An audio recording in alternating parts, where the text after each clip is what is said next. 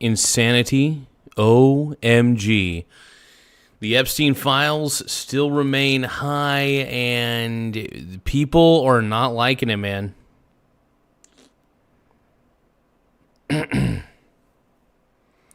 The Epstein files are huge. We're going to watch CoffeeZilla's analysis of the PDF files. And by that, I mean the pedos. So many pedos in this, dude. It's so crazy. The level of pedophilia that exists within all this, the Jeffrey Epstein file dramas continue in the chamber of PDF files. Jeffrey Epstein in the chamber of PDF files. Dude, this is insane, man. Like, the more I read into these stories, the more grossed out I am. I'm just sickened. Like, it is sick to my stomach. I get sick to my stomach. Like, it's just gross. But we gotta shine a light on it. The Michael Gaza show is all about shining a light on this stuff. The Gaza. They call me Gaza. It's insane. The whole Epstein situation is just so wild to me. And blows my mind. It really does blow my mind. We're going to take a closer look at it, though. We're going to take a look at CoffeeZilla and his take on all of it. All I need in this life is sin. So it turns out, like, I guess Jay-Z's on there. Bill Gates. Oh. The whole Bill Gates situation, dude. Sick. You know, it's sad because Bill Gates was once one of my idols. I really idolized Bill Gates quite a bit back in the day. And, yeah, the dude's just a sicko. The dude's a sicko. Let's keep watching. Bombshells about some of the most powerful people on the planet. I can't believe they let some of this stuff out. I mean, it is stunning. Honestly, one of the biggest lies we've seen is the idea that the FBI could possibly come to us and say, not only is there not a client list, there was no credible evidence that Epstein blackmailed prominent individuals. Guys, we're about to see planned blackmail to one of the most powerful people on the planet, and that is Bill Gates. Listen, there's a lot we're going to get to. It's crazy that Bill Gates, you know, it's really sad that Bill Gates got caught up with Jeffrey Epstein. I really thought Bill Gates was a better person than this. I really did. I thought there's no way in hell that Bill Gates is on this list. And then here we go. Bill Gates is on the list, and Bill Gates was doing some really shady crap overall, and it's such a freaking shame. And you're talking to a guy who loves Bill Gates, dude. I'm a Bill Gates fanboy. I've been since Windows was invented, since Microsoft Windows was invented. All right? Come on, man. No, but I really am a huge Bill Gates fan, but I don't know if I can be anymore. I mean, this is insanity. I mean, this is levels of disgusting that just goes But we have to start with probably the craziest revelation here, which is Jeffrey Epstein emailing himself about Bill Gates. Now, if you don't know, Bill Gates and Epstein...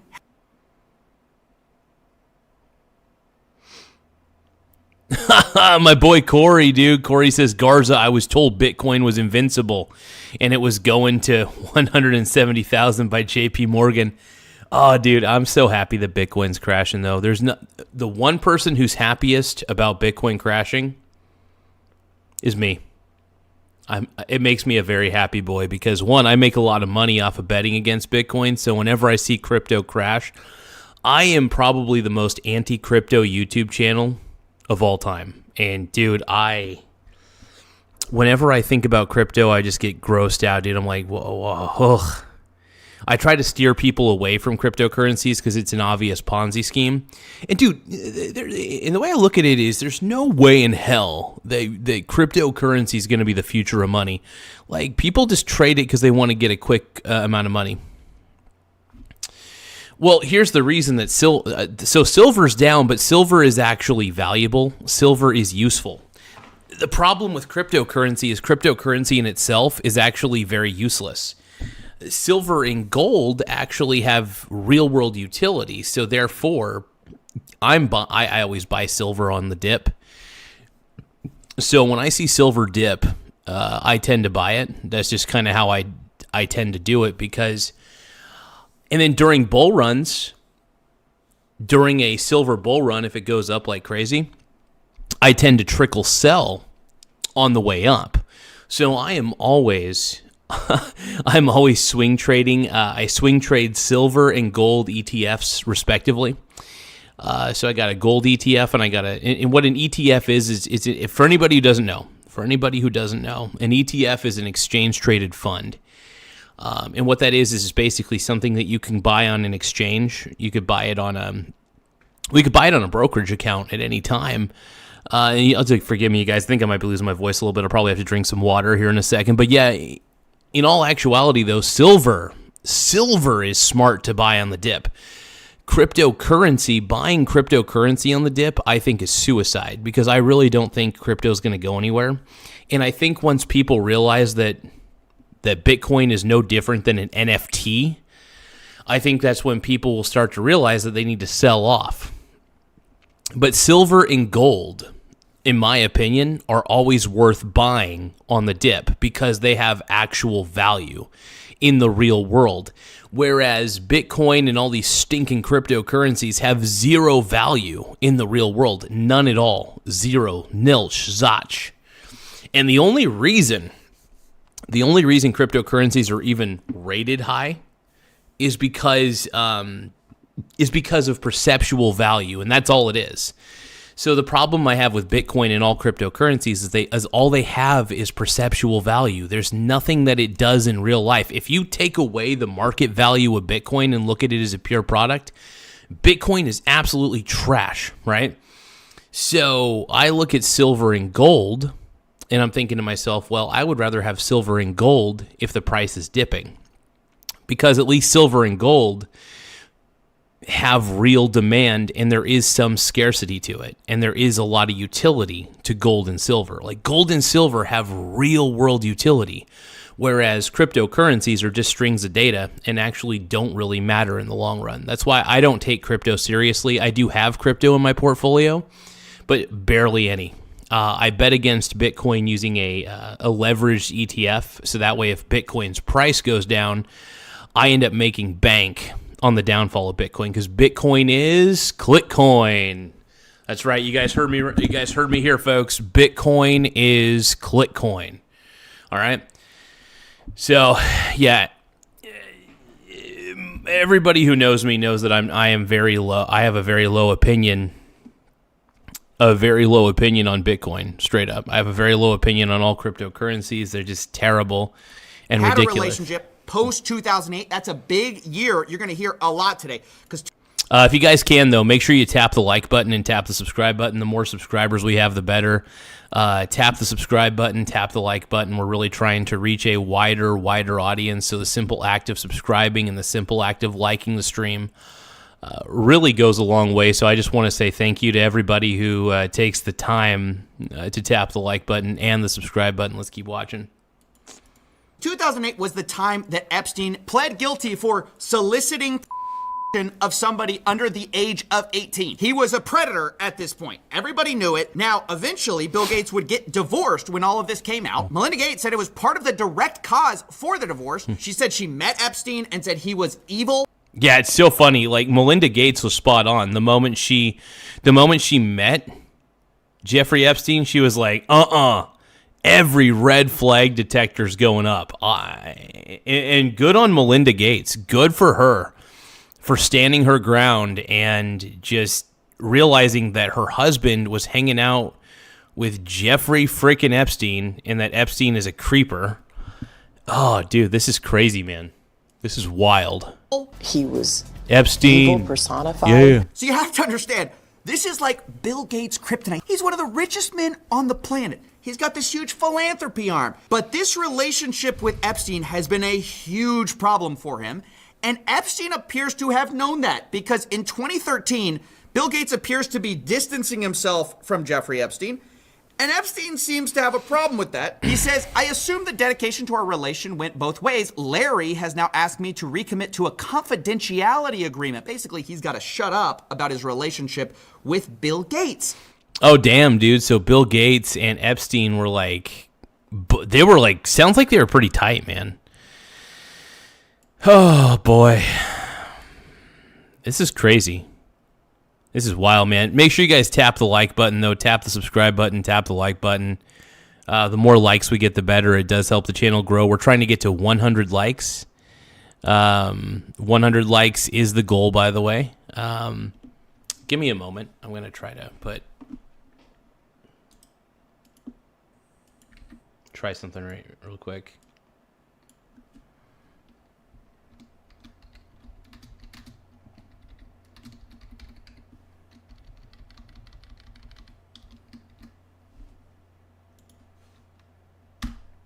I'm going to do a little bit of an experiment. Shall we? Yeah, no, it's so funny. Bill Gates' wife clearly had a good red flag detector because she was like, dude, I don't want you hanging out with that guy. He's freaking Satan himself. And she realized that he was the devil. She realized that Epstein was a total creep and basically the devil, and he is, dude. Epstein is the devil. Like he's such a fucked up piece of shit, dude. It's crazy. It's wild, man. What is revealed in these Epstein files? The more and more that comes out, the crazier it gets. Like I don't even know what the hell's real anymore. And this is where the blackmail starts, and it comes in the form of like, if I were you, I would do X. If I were the type of guy that you should be. He says, in that regard, I suggest I buy you the house that you had your heart set on. In addition to 5 years of severance, we'll buy you out of the investment contract we agreed upon, 30 to 40% of an $100 million partnership for $30 million in today's terms. That's what I would have done had I been in your shoes. Then he lays out what he has on Bill Gates, or what he says he has. Quote, to add insult to injury, you subsequently, with tears in your eyes, implore me to delete the emails I had regarding your STD. Your request that I provide you antibiotics that you could surreptitiously give to Melinda, and the description of your I mean, this is insane. It's completely insane. It's like basically laying out. Damn, dude. Do you guys think that Bill Gates had a big dong? I mean, like, the important question here is not. We all knew that. I think we all had a hankering. We all think. I think we all realized that Bill Gates was trying to get some strange on Epstein's island. But can we all agree that we kind of saw this coming? We saw this coming. But I want to know, do you guys think Bill Gates is kind of packing a big hog? In text form, I want to know if he's packing a hog, dude. I can't believe you're asking me to delete the message. Does he have a big dong? Give STD medication to your wife without her knowledge. I mean, it's complete. It's crazy. It's just completely. That's insane, bro. I mean, dude, Bill Gates hanging out with Jeffrey Epstein all the time. It's so messed up. I'm curious to see. I am really curious to see what Bill Gates' response is going to be to all this, because he's going to be getting a plethora of emails and text messages. I mean, Bill Gates, man. Bill freaking Gates. I'm curious to see what Jay-Z's up to, man. What the hell is he doing? What the hell is he doing, man? I think that, I'd want to believe that Bill Gates has a huge hog. Hey, thank you for the high five, my brony brother. Thank you for the high five. I appreciate it. Woo.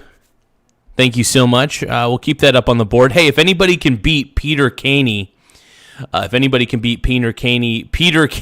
gift, I got 100 joules from that gift. If you guys can beat Peter Caney, or match, if you can match or beat Peter Caney, I will highlight your gift. I want to make that clear. I will highlight your gift, or super chat or gift. I'm not picky. So whatever you guys want to provide, I really greatly appreciate it. Let's keep watching these Epstein files unpack.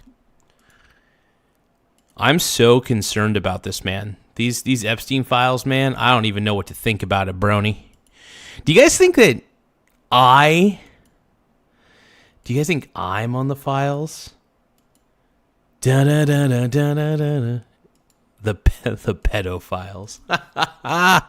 All right, let's keep watching, dude. I'm excited. Doing here is just a nudge, nudge, wink, wink. Here's what you should do. But now that coming out after Epstein's death, this looks really bad for Gates, obviously, because you usually wouldn't blackmail somebody for something that's completely false or fake. I mean, maybe he did that.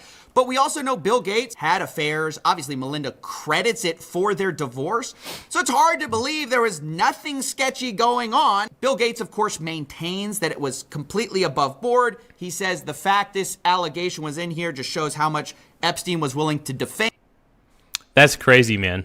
So it says a Gates spokesperson told the Daily Mail that these claims are absolutely absurd and completely false. The only thing these documents demonstrated is Epstein's frustration that he did not have an ongoing relationship with Gates and the lengths he would go to entrap and defame. Well, I don't know. Maybe that's true.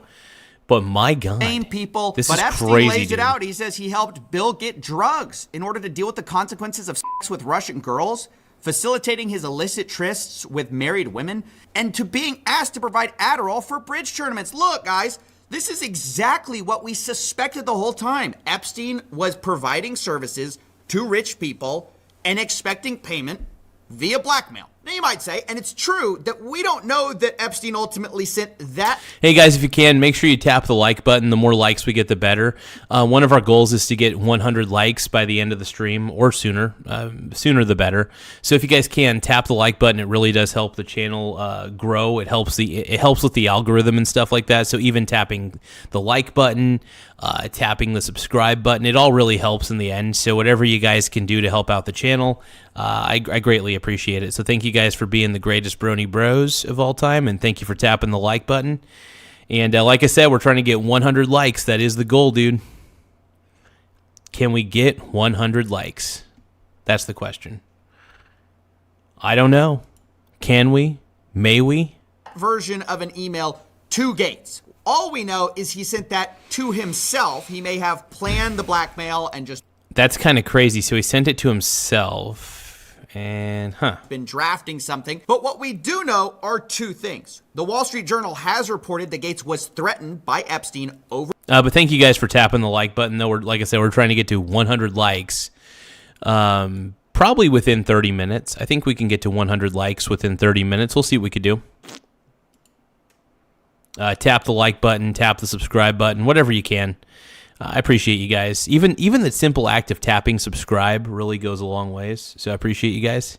Over an affair. We also know that after this blackmail email Jeffrey sent to himself was written, eventually Gates sent a $2 million donation to MIT directed by Jeffrey Epstein, which is a bit weird if you had distanced yourself from the guy and y'all had this big falling out.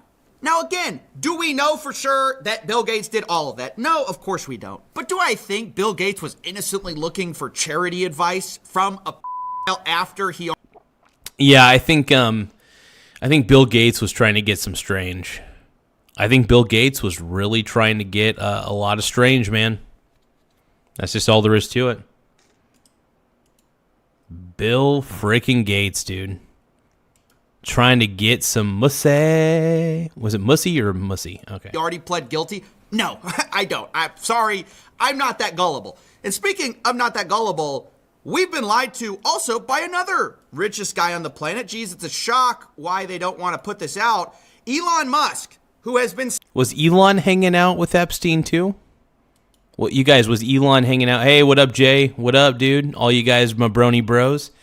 My question is, was Elon also hanging out with Epstein? Because I don't know. Saying for years that it is a lie that he went to Epstein's island. In fact, he says he refused to go. From Elon, he says, Epstein tried to get me to go to his island. I refused. He says, anyone pushing this false narrative deserves complete contempt. Later responding to another headline which said Elon Musk planned trip to Epstein's private island. And he says, this is false. But of course, we start to dig through the files. Oh, my boy TJ says no, he wasn't. Okay. Man, this whole Epstein thing, dude, it's crazy. This Epstein's is interesting, man. That Elon Musk is booked in December 6th of 2014. But maybe you don't believe that. That's just the word of Jeffrey Epstein. But maybe you'll believe the word of Elon Musk, who was caught emailing Jeffrey Epstein to go to his island post the guilty plea. Elon Musk writes, "We'll be in BVI St. Bart's area over the holidays. Good time to visit." Jeffrey Epstein says, "I will send a heli for you." Later, Elon Musk writes to Epstein, probably just to Lula and me, his ex-wife, what day night would be the wildest party on your island? The world's richest man is asking the most pedophile man for the wildest party on his island. And then it gets more explicit. In 2012, remember, this is the guy who said, "I refused it. I could never do that," right? It's false. I would never do it. So let's see. So Elon Musk says, "I understood. I will see you on St. Bart. I see you on my island." Hey, Elon.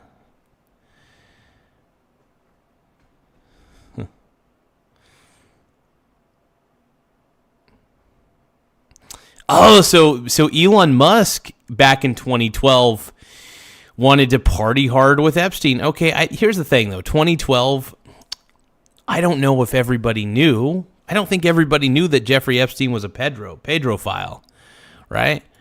And that's the thing. Now he was meeting diplomats. Got ya. Yeah, hopefully, I am hoping that CoffeeZilla ends up putting that on here. I don't exactly know what CoffeeZilla is going to place on his on this particular video, but we'll see. I'm pretty curious, man. I'm pretty curious. I want to know what turned you on. Okay. All right, let's keep watching, you guys. This is crazy.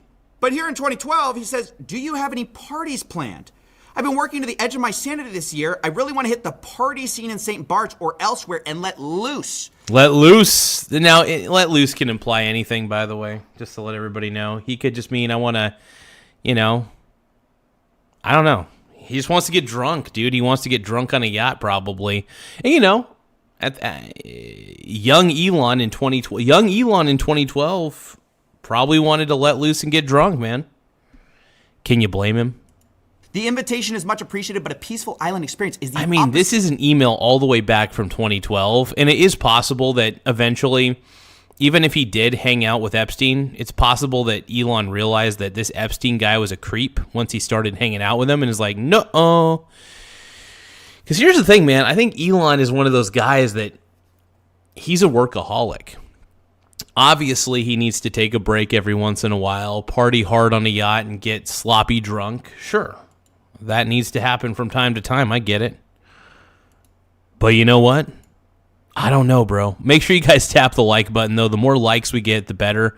If you guys love CoffeeZilla, tap the like button. If you love the fact that he's unearthing a lot of these emails, tap the like button. If you guys think that Jeffrey Epstein is the biggest piece of garbage on planet Earth, tap the like button. Let's keep going. Of what I'm looking for. Guys, he can't even play the "I went to go study math" excuse, which is what all these guys do. They say, "Hey, I just went to go talk to scientists." Elon's like, "Hey, I don't want to do that. I'm looking for a party. That's what I'm here to do." And then Jeffrey Epstein writes, "Hey, Elon just wanted to party hard, man. My boy just wanted to party."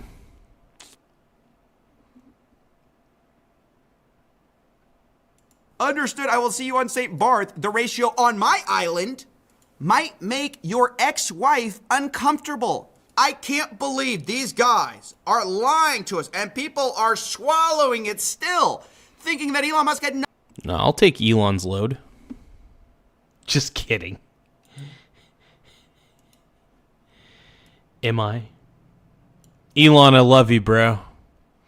You're a pink brony, bro. And you dance at the gay club, oh my God. I'm just having fun on the stage in my hooves. I'm wearing a man thong down at the Pink Brony Club. I'm gonna keep on fapping at the Pink Brony Club. I'm gonna keep on crapping down in West Hollywood. I'm gonna keep on fapping at the Pink Brony Club. Pink Brony Club. All right. I know that I keep singing the Pink Brony Club song. I can't help myself, you guys. I can't help myself. Oh, gotta pop my back. There we go. Oh, yeah. Nothing to do with this guy. So again, that's 2012. That's 2014. But guess what? There's another time in 2013. I mean, this seems like a yearly thing with the boys. He's like, I just want to hang out with Jeffrey Epstein on his yacht, dude. Nobody knew. I don't think everybody knew about his island back in the day. And this could have been during Epstein's, like, early days. I mean, these are 2012 and 2013. Come on, man. Once again, Elon Musk writes, we'll be in the BVI St. Bart's area over the holidays. Again, is there a good time to visit? Jeffrey Epstein, any day, 1st to the 8th. Play it by ear if you want. Always space for you. They then plan some more, and you might think, well, if Elon ever told the truth, this is when he has to reject, right? Because he said, You guys think that Mamdani's his son? You guys really thinking that? Dude, that would be wild. That would be, like, huge. If it turned out that Mayor Mamdani is that dude's is that PDF file son, that's crazy. That would be wild to me, honestly. That'd be so crazy. Fused. But actually, it appears to be one of those cases where, like, your friend says, like, oh, bro, I dumped her.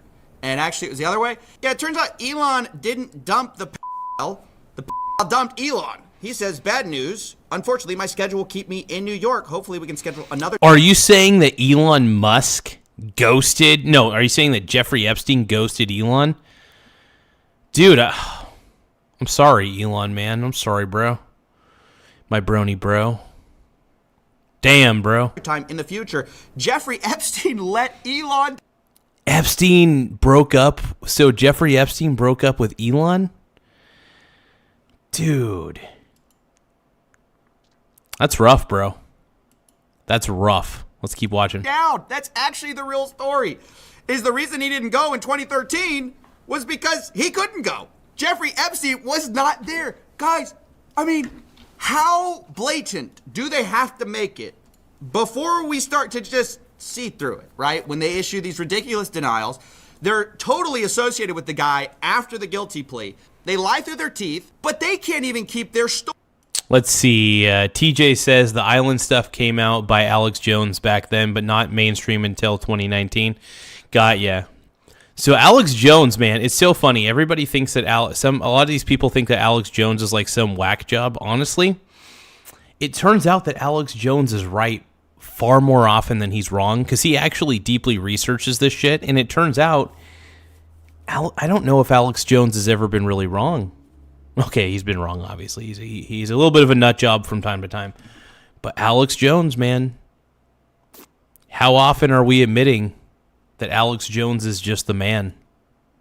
I love Alex Jones, dude. Story straight. I mean, that's what's crazy. Alex They're Jones, not even yeah. competent at this. They get caught in their own lies all the time. Remember, the FBI's official story was they didn't blackmail. Well, before we even had these files, Howard Lutnick was on the record calling Jeffrey Epstein the greatest blackmailer ever. So how come Bill Gates and all these other people could hang around him and not see what you saw? Or did they see it and ignore it? Or no, they participated. Right. That's what his MO was, get a massage. And what happened in that massage room, I assume was on video. This guy was the greatest blackmailer. So basically, Jeffrey Epstein, and I want to make sure I understand this right, Jeffrey Epstein was getting rich people to come to his island, or maybe get private massage, and maybe it would be a video of a happy ending sort of massage, and be like, now you got to be my bitch, or I'm going to use this as blackmail. Or he would probably try to extort money out of these people. So, like, if I was a really rich dude and I didn't want anybody to know that I got a massage and a happy ending because there was a video of it, I would obviously pay whatever amount of money I need to pay to prevent that from happening, depending on how much I actually gave a shit about my reputation, which would probably be zero because I don't give a shit. If you're always doing the right thing, you don't have to worry about anything. That's the way I look at it. So I always try to do the right thing. I do like to say the wrong things, though. It's pretty fun. Interesting. Okay, so Howard has a different perspective. Now, if you don't know, if you guys can, though, tap the like button, tap the subscribe button, tap the like button. The more subscribers we get, the better. If you guys think that Jeffrey Epstein is rotten to the core, please tap the subscribe button. If you guys love what CoffeeZilla is doing, tap the subscribe button as well. We need more subscribers. We need more likes. So don't forget to scribe and subscribe. That guy, do you Let's think go. he's just telling the truth there? Even this guy who's contradicting the official narrative, this guy literally lived next to Jeffrey Epstein. This guy who's like, I'm going to tell the truth. Those guys participated. That guy lives next to Jeffrey Epstein. And by the way... So that was Epstein's neighbor? Oh, my God. That's insane. Oh, my God.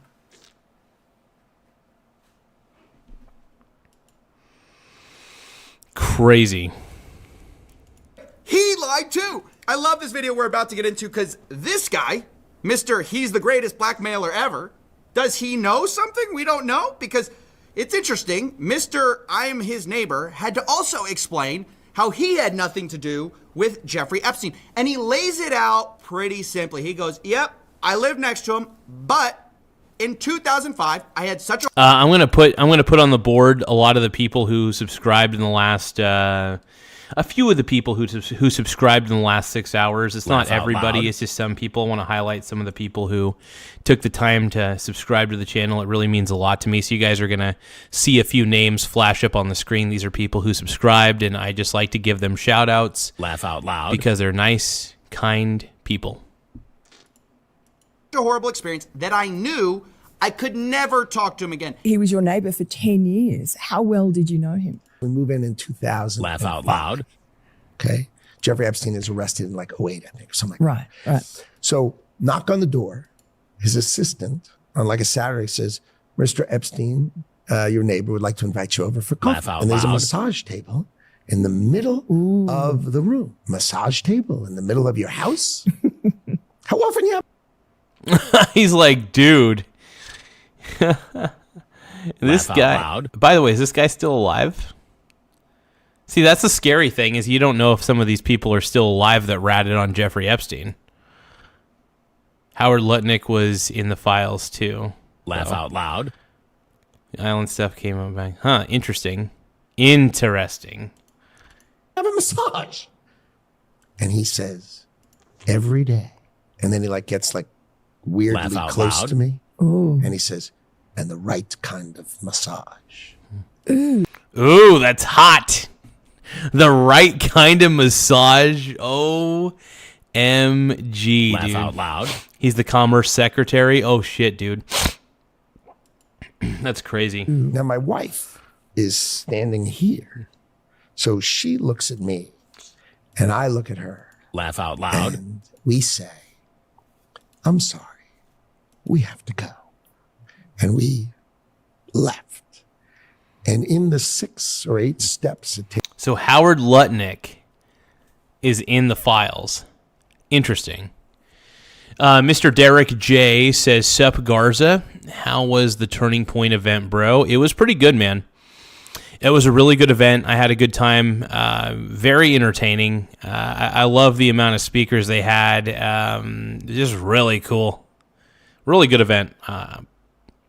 I didn't expect it to be as good as it was. I thought it was going to be, a decent event. People speak, blah, blah, blah.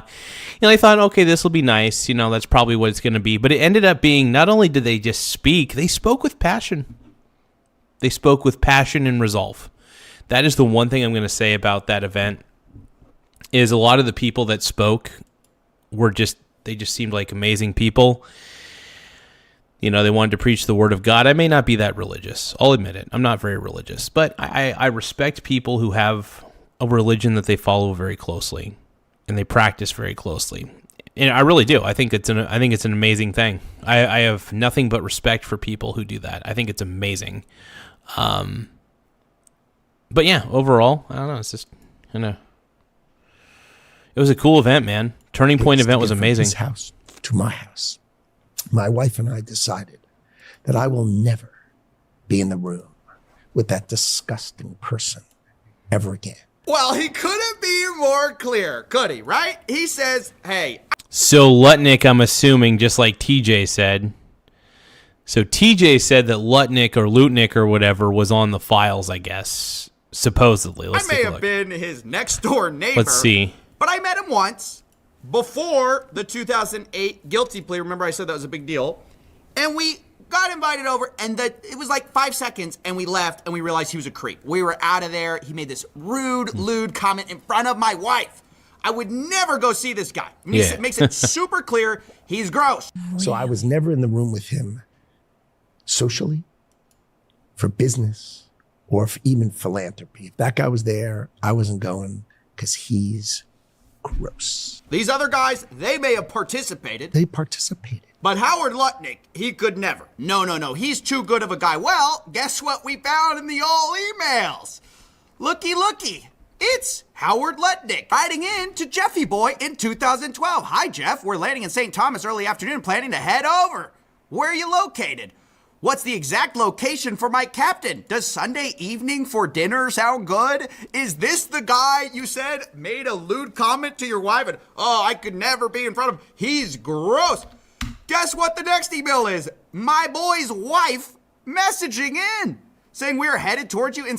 Hey, what's up, my brony bro? We got Adelph Benani. What up, dude? It's been a while, dude. I remember you. It's been a while. I recognize that avatar that you have. Hell yeah, bro.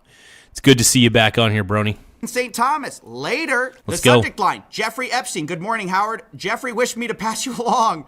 Nice seeing you. They clearly met, and the guy is just lying about it to your face, to the American public's face, and they tried to hide it from us. I cannot emphasize this enough. They're lying through their teeth. You think this guy perfectly remembers a 2005, like walking in the guy's house? I remember exactly what I said to him. My wife and I looked at each other, and he wouldn't remember the 2012. I boated over to his private island for a dinner. Is that what we're really thinking? Is that what we're expected to believe? This is a momentary lapse in his judgment. No, these guys don't even care about being consistent. And they're all throwing each other under the bus. Yeah, it's so funny. Everybody's throwing everybody else under the bus. Make sure you guys tap the subscribe button, though. The more subscribers we have, the better. We're trying to reach... and we're almost to 7,600 subs, so... we're currently sitting pretty at 7,563 subscribers, which is amazing. We're trying to get a little bit more. So if you guys tap the subscribe button, it really does help the channel grow. If you guys love Trump Daddy as much as I do, because I love Trump, I'm a Trump fanboy, I'll admit it.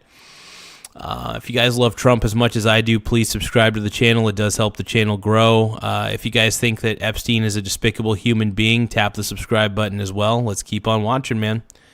Let's keep on rolling, baby. Don't you remember Elon Musk saying the time to drop the really big bomb? Donald Trump is in the Epstein files. That's the real reason they haven't been made public. My guy, you also are in the Epstein files very clearly doing stuff you lied about, okay? So is Howard Lutnick, who says, yeah, Bill Gates, he's probably getting blackmailed because he participated. What did you do on the island over in 2012, Howard? Do we know that? I mean, does anyone care? Now, the last thing I want to talk about is some of the most explosive stuff. It's also, again, I have to say, unverified, okay? This is the NTOC, the FBI's National Threat Operations Center, and the challenge with confirming some of this is that these are anonymous tips, or they black them out at least, so we don't know who they are, and anyone can drop a tip. Now, that doesn't mean that you should disregard them.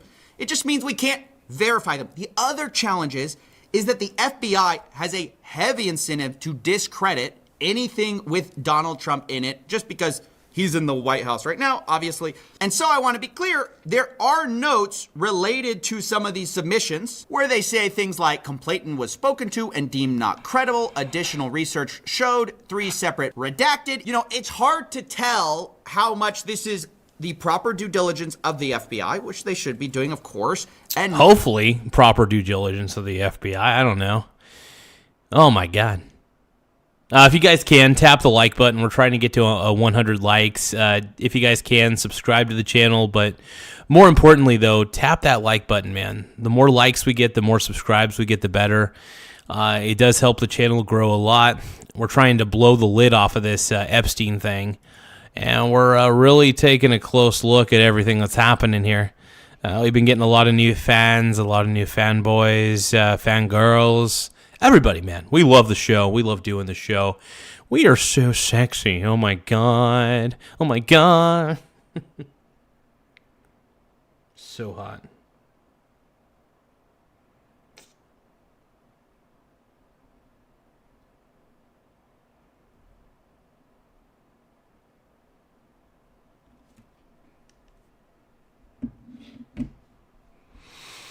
You're a pink brony bro, and you dance at the gay club. Oh my God, I'm just having fun on the stage in my hooves.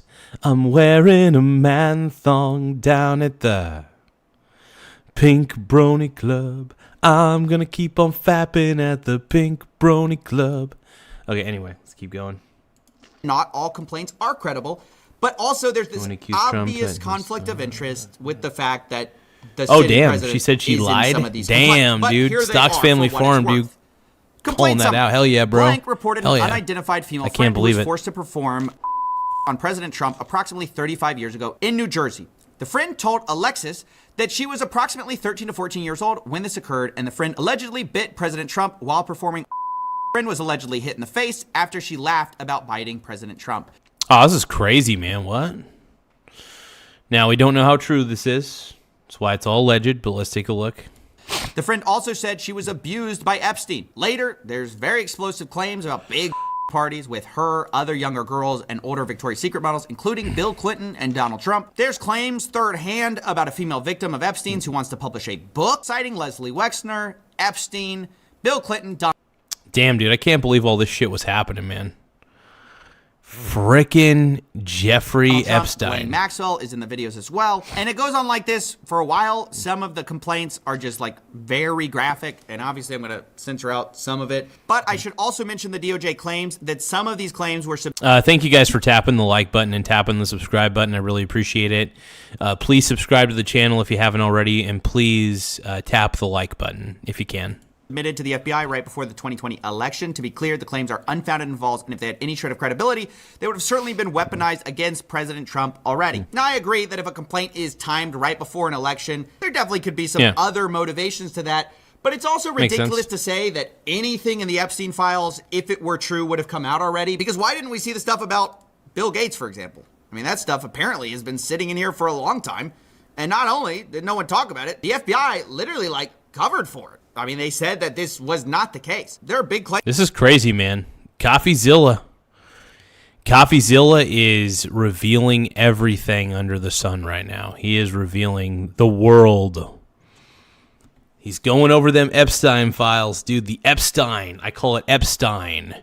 Is his name Epstein, or is it Epstein or Epstein? Jeffrey Epstein? Oh my God. Claims against a lot of powerful people. Nobody in that file really wants to rock the boat or release the files, because then they get in trouble and their buddies get in trouble, and that's a huge problem. So I don't really buy the idea that, if it were true, it would have already gotten out. I don't buy that. That's why we need transparency. That's why it's important these files are out. But this is just to look at a small fraction of the files. And over the next few weeks, we're going to go through all of the major findings we can from this 3.5 million page document dump. But seriously, think about how discrediting. I don't tell people my real age on here. I will give you an age range, though. I am from the age of 30 to 45. My age range is 30 to 45. That is how old I am. 30 to 45. I will not give you my exact age because I do not like revealing that information to people on the internet, because people on the internet will try to stalk you and do weird things. So this has been not only to this administration, but to so many rich and powerful people who have lied through their teeth happily towards you in order to hide their relationship with this man that many of them held post-guilty plea. And some of them, now we know, Epstein prepared blackmail for them, and according to reports, threatened.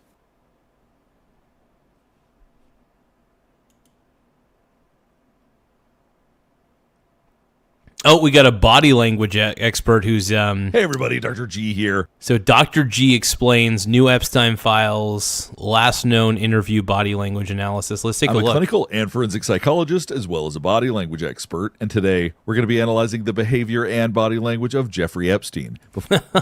I'm an old man. I'm old. I'm an old dude. But no, I just say that I'm in between the ages of 30 to 45. I will never reveal my actual age to anybody out here on the internet, because it's good to keep your actual age private so nobody can actually locate who you are. You know what I mean? It's good to keep your age private on the internet. So I like to give an age range, of course, so people understand how old I might be. So like I said, 30 to 45. I'll say that. Before we get started with this, a couple of quick things. One, I wanted to make sure you know this is not a psychological evaluation of any kind. These are just my opinions. In addition to that, I do want to remind you to like and subscribe if you want to see more content. Yeah, like and subscribe to this guy. And if you can, like and subscribe to the Michael Gaze show. Let's go. Let's go. OMG. Just like this. All right, let's go. What we're going to be analyzing today is a video that was recently released in the Epstein files. This is Steve Bannon interviewing Jeffrey Epstein. Before we actually start the analysis, I want to talk to you for a minute about the... I love it. Stocks Family Farm says he's actually 4,654 years old. Some call him ageless. I feel like an old man sometimes, but thank you, Mr. TJ. I appreciate it. What a beast. What a stud, dude. What a stud. Everybody give a round of applause for TJ. He's the man. If you guys can, subscribe to @Stocks Family Farm. Once again, subscribe to @Stocks Family Farm. Let's go. Epstein files and how I'm going to be approaching the Epstein files this month. If you've watched my channel before, you've probably seen that I've covered the Epstein files extensively. And this month, I am going to be covering them a lot more.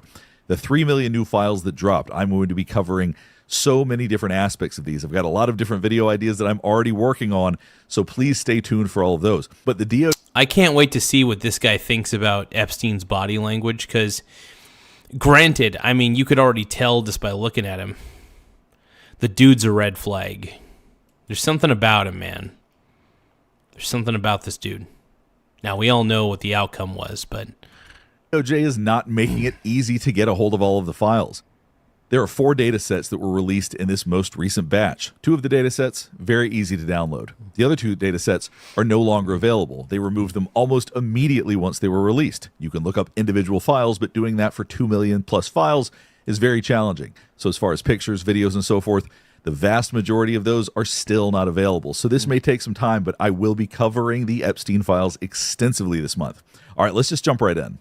Crisis and some companies are crashing. What's happened? And he said, there's some crisis and some companies are going bankrupt. I said, are you sure? And he said, yeah, it's all over the papers. We're all terrified. Right now, he's talking about the financial crisis in 2008. At this time, he was actually incarcerated. So we're going to watch him talk about that. We're going to look at... the 08 crash. Now we did watch this clip earlier. But we were watching an Asmund Gould reaction. We're actually reacting to this from the point of view of the dude in this video reacting to Jeffrey Epstein. Jeffrey Epstein, baby. We all... it's crazy. All this pedo shit, dude, is so crazy. It really is wild to me, man. It really is wild. Let's keep going. Get a couple of other clips. This whole interview is actually about 2 hours long, but if I'm being frank, the majority of it's not that interesting. So we're just going to watch several clips that I do think are interesting. Life savings, because we have either a 401k or our pension funds. We don't know anything about money. Mr. Epstein, can you tell us, like, what's going on? Am I going to be able to afford my children's education? Am I going to be bankrupt, like this company called Lehman Brothers? And there's another company in the front page. So right now, as he's talking about being an expert, you see a lot of excitement. You see his hands out in front of him. You see his eyebrows going up. We're seeing all the signs of body language that he wants you to listen to every word he's saying. And there's another... Is Epstein one of the greatest finance bros out there? Was Epstein like the king of finance bros back in the day?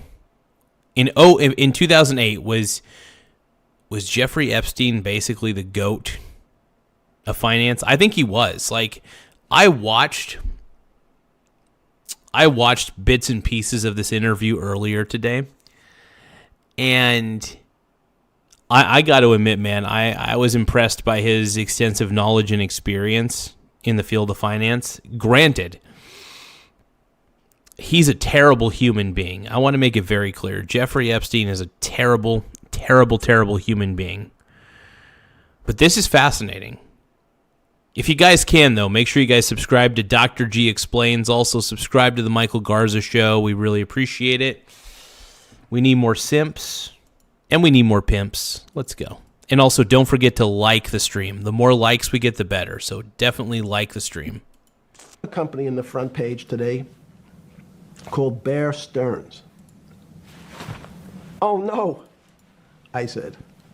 Now, for obvious reasons, it's kind of strange seeing him do this hand gesture, but he's someone that is very animated when he's excited about what he's talking about. He is someone that uses his body language a lot. He's very kinetic, which is important to know because when he is not kinetic, when he's not using his body language, that also tells us something. So keep that in mind. Front page today. Okay.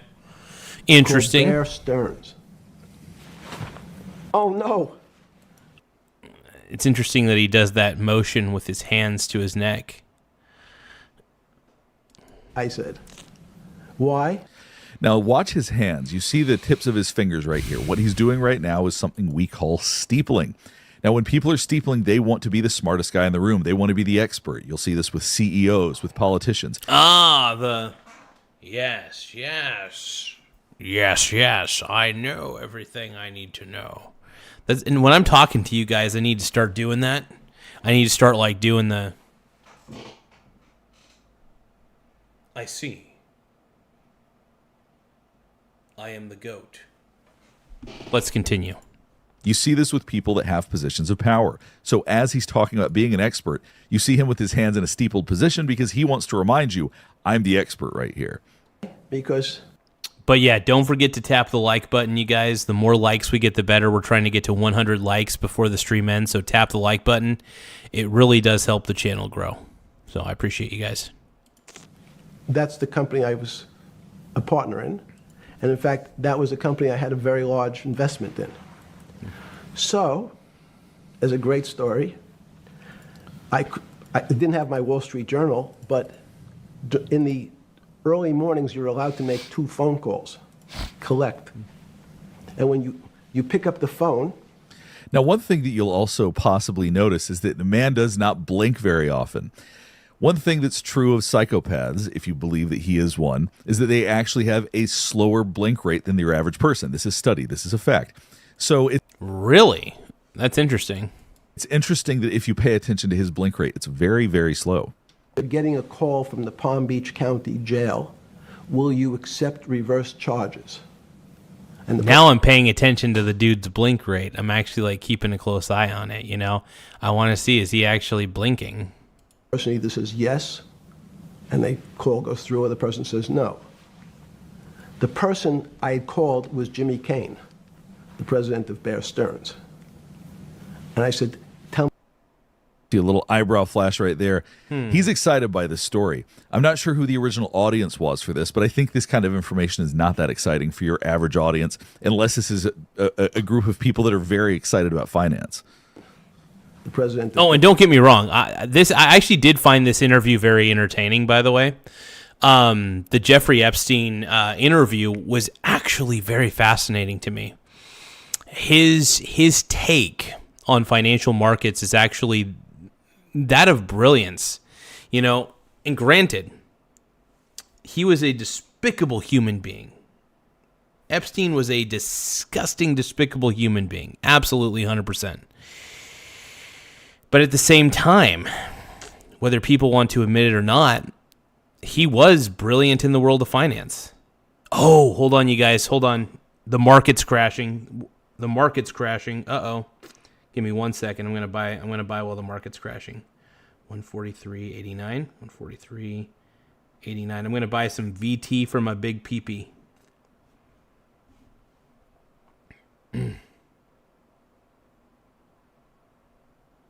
So the market's down 143.89? Really? Come on, man. I want to buy some VT. So I'm trying to buy VT on the dip right now because supposedly they're predicting that the market's going to crash, it looks like. So I'm trying to buy some overnight. I'm trying to buy some Vanguard Total World Index shares at night. Right now I'm trying to buy those Vanguard Total World Index, man. I love it. I love it. 'Cause I need you and I want you crawling underneath my skin like the hunger, like the burning, to find the place I've never been. Now I'm broken and I'm fading. I'm half the man. Oh, gold is really down, dude. Gold is dipping 87.85. 87.85. Let's see, 87.85 per share. And this is on a per share basis for each for this ETF. I'm buying shares in the overnight markets. I'm trying to buy them at like the lowest prices I can. So I was able to buy a gold ETF, a little more of a gold ETF at a lower price. Very nice. Yeah, when gold, I will say this, when gold dips, I mean, anytime gold dips, I get like a huge boner. Damn. Bitcoin, my click coin, dude. Hell yeah. It's dipping. SBIT is down quite a bit. Oh my God. Heck yeah. My God, 55.47. 55.47.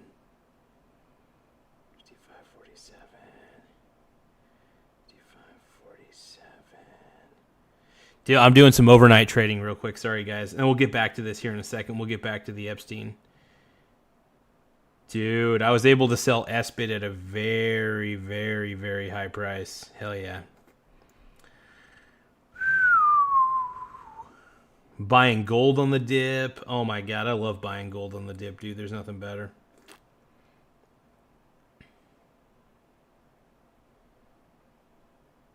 P-Silver's down a little bit, quite a bit. 24.92. We'll buy that at 24.92. Here we go, 24.92.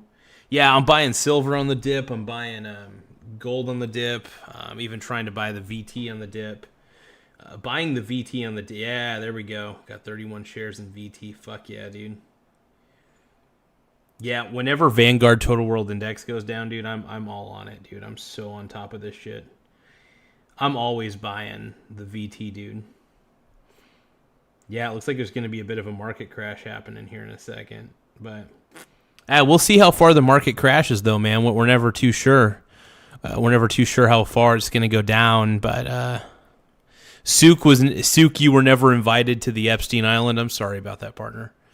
I know, Sook, I know that you always wanted to go to Epstein's Island. I get it, bro. I get it, my brony brother. I get it. My brony brother. You are my brony. Bear Stearns. You want the And I said, "Tell me what's going macaroni on." for So that me. my knowledge of the financial crisis happened with Jimmy, who was at the center of the storm, telling me about what Lehman had gone under, and they were trying to figure out a way, should they bail out Bear Stearns?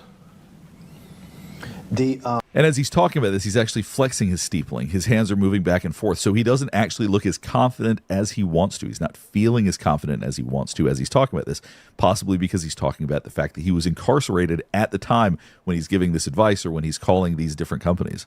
It is crazy to me to think about all this Epstein drama.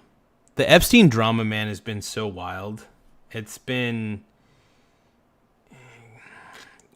quite extraordinary, if I do say so. All the celebrities, all the various people involved in all this, man, it's just so cray-cray. By the way, everybody, I'm racking up on gold and silver right now. Silver and gold, baby. Hey, thank you so much. Whoa, dude. Thank you, Black Ghost. Oh, dude, thank you so much, Black Ghost 97. I appreciate it. Happy poop, yum, yum. Happy poop, yum, yum. Happy poop, happy poop, happy poop, yum, yum. Happy poop, yum, yum. Happy poop, yum, yum. Happy poop, happy poop, happy poop, yum, yum. Happy poop, yum, yum. Happy poop, yum, yum. Happy poop, happy poop, happy poop, yum, yum. Thank you so much for the happy poop, yum, yums. I appreciate it, my brony brother. I am buying gold on the dip, though, right now, so you guys will have to bear with me for just a few moments.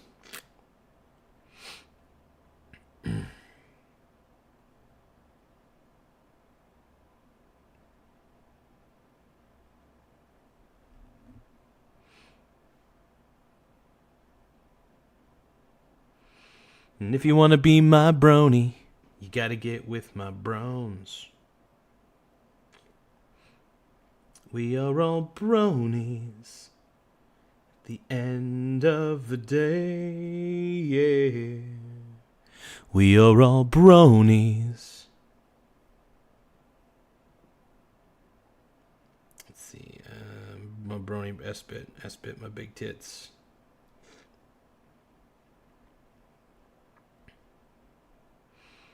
Do you guys think I got a nice rack? Do you guys think I got some nice titties? I've always wanted to ask this to you guys. Do you guys think I got nice tits? Well, let's forget about it. Just pretend like I didn't ask that question. Did it strike you at the time? And this is also a fake smile. I want to show you this right here.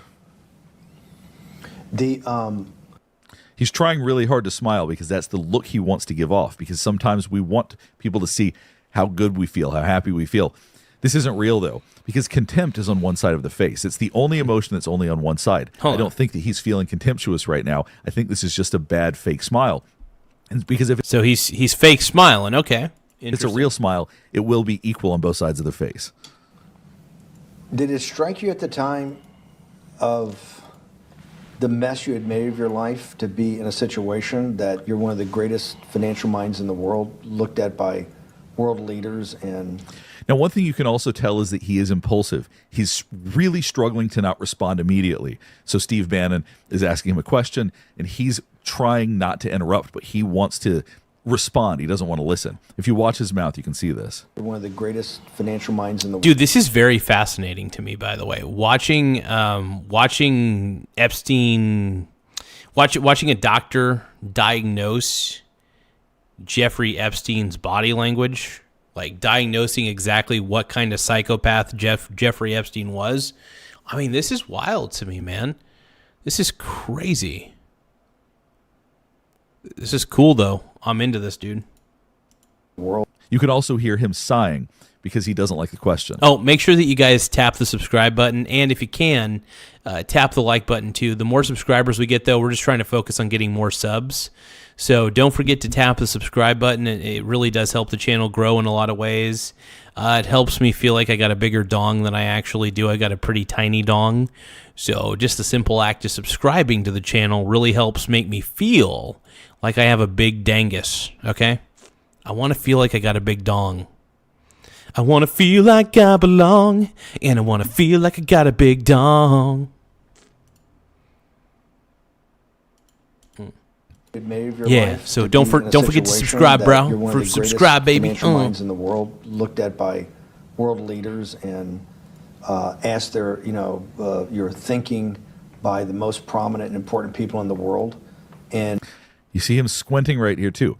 Really interesting. Doesn't like being asked about this. And here you are in solitary confinement. You got to make a collect call. That smile that he made is kind of everything about Epstein kind of creeps me out, dude. It's funny though, because he creeps me out, but he was so right about a lot of financial stuff. Like a lot of the financial, how do I say it? A lot of the shortcomings and problems with the financial system, he's able to identify and clearly explain a lot of the rot and the problems with the world of finance. And it's so funny because he does a really good job. He does a really good job explaining that the game is rigged, but if you know how it's rigged, you can actually win the game. So as long as you know how we're rigging it, it's pretty easy to still win the game. You just have to play long term, and you have to play kind of smart. To somebody, did it strike you at the time how he's going through so many emotions right now, trying to show happiness? He bares his teeth a little bit because there's a little bit of anger in there. Did it strike you at the time how how all the threads of your life had come together and put you in a position, or you had put yourself in that position? No. So it never struck you when you had to make one of. You see Crazy. how still he's being right now. When he wants you to pay attention to him, he moves around a lot. He wants this question to pass on by. He doesn't like this. Put you in a position, or you had put yourself in that position? No. See, my problem with Epstein is the guy thinks he didn't do anything wrong. And it's pretty bloody clear that the guy did everything wrong. And I don't know, man. This is wild. Give me just a few seconds, though. I'm going to see if I can try to buy... see, $24. See if I can get it at $24 per share. I'm setting up a couple buy limits. I want to see if we can get one at $24 per share, and then maybe $23.50. We'll see if we can set this up appropriately. And we'll do $23.50.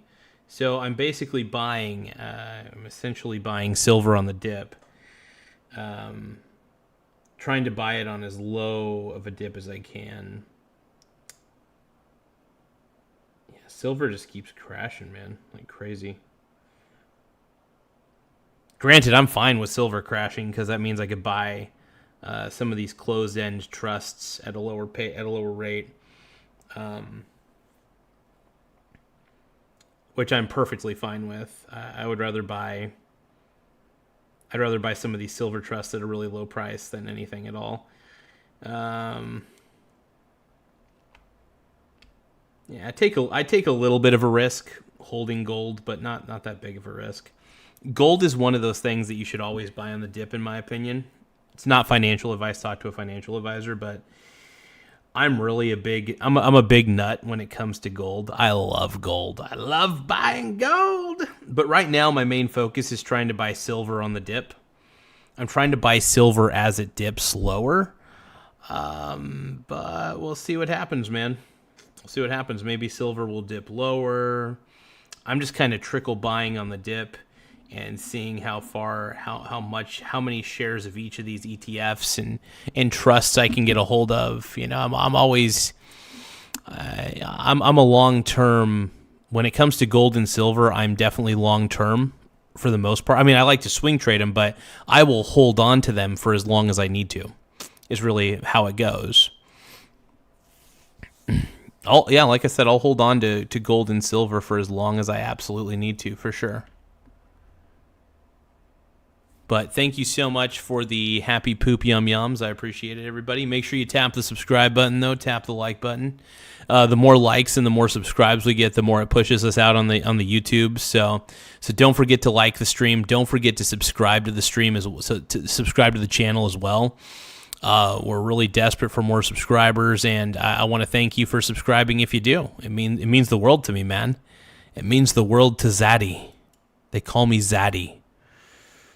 Okay, nobody calls me Zaddy, but please subscribe for the love of God so I can stop calling myself Zaddy.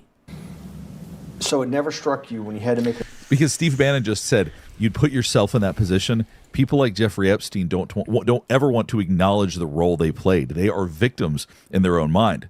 So that it's not their fault that they're in that position. It's somebody else's fault. This is not just. It's not my fault that I'm here. It's somebody else. So being asked a question like that would never truly compute for somebody like Jeffrey Epstein. From a jail cell that was 6x9 with a steel bed and your food being passed in through a slot. The question you want to ask is, who was the other call to? Okay, who was the other call to? See, this is what he wants to focus on. Listen to how important I am. I called somebody else important. This is what I want you to hear. What you want to ask is, who was the other call to? Okay, who was the other call to? The other call was to my friend. Oh, by the way, we're trying to get to 100 likes on this stream, so if you guys can, tap the like button so we can get closer to the 100 like goal. So just a simple act of tapping the like button really goes a long way.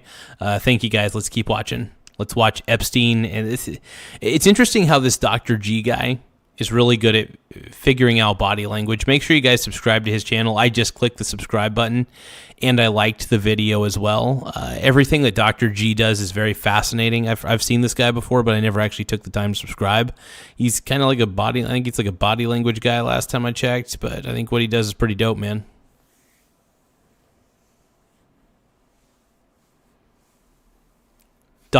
Top G. You're a top G. Sparkling water. And to J.P. Morgan, who Top then, G. I didn't know at the time, trying to buy Bear Stearns. See, he's back to being animated again.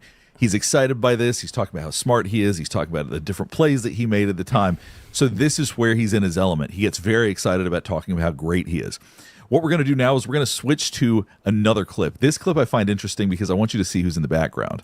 The wall, or in calculus, approached the limit, but never really reached it. So he said, it's okay, you don't have to reach it. We can do lots of the mathematics.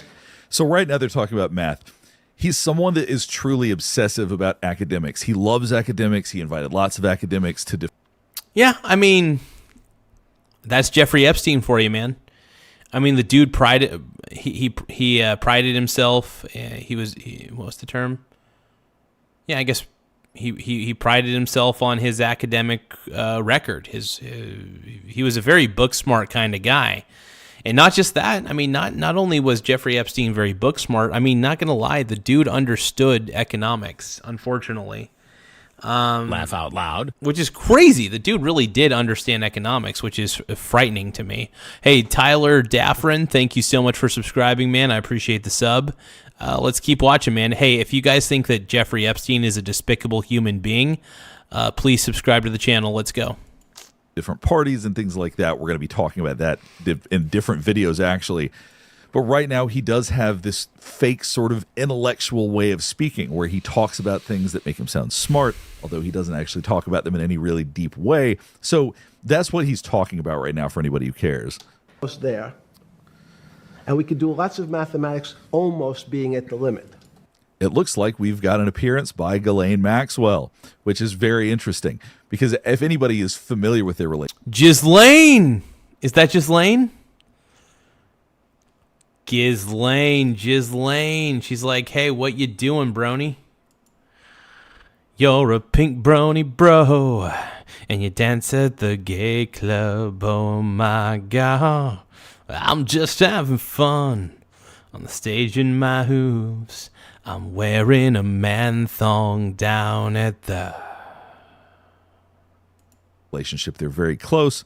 Obviously, this is not an opportune time to appear in frame, but I thought it would be interesting to see when she makes an accidental appearance. There. And we could do lots of mathematics almost being at the limit. And this is really important, Steve, for today. Because most of the science... As you can see, she's awkwardly... Hey, you guys, is Jeffrey Epstein still alive? I can't remember. I'm trying to recall. Is Jeffrey Epstein still alive? I saw something that said on the internet like Jeffrey Epstein didn't kill himself or whatever, but I can't remember. Did he? Is Jeffrey Epstein like on trial? I'm just kidding, by the way. Just kidding, everybody. I'm playing dumb with you guys. Obviously, I know that. Yeah, we all know what happened to Epstein. I'm kidding. But let's keep watching. This is great. Standing there, I don't think that Epstein has any awareness whatsoever that she's in the background right now. Up until today was things that are starting to approach the limit. You can see her nod to somebody. I assume whoever's directing this or whoever it is that's coordinating all of this is doing some nonverbals with her, but if you watch, she nods her head right here. Was things that are starting to approach the limit. You were taught in high school that if you had 1 divided by 0, if you remember your high school algebra, you were told, what's the answer to that? Is there Epstein, the finance guy. Epstein, the finance guy. Epstein, the finance guy. Finance rules. Damn. Epstein, the finance guy. Down, down, down, down. Insider trading sucks. Epstein, the finance guy. Down, down, down, down. Insider trading rules. Epstein, the finance guy. Oh, God, what have I done? Oh, God, what have you done? You're a pink brony bro, and you dance at the gay club. Never an answer to 1 divided by 0? No, if you were in... If you divide by 0, the world ceases to exist. high school, I'd say, stay away from it. It's the book. One thing, if you actually watch the whole 2 hours, Jeffrey Epstein says a whole lot of nothing. He truly is someone that just goes on and on and on. If it wasn't for the fact that Maxwell is awkwardly...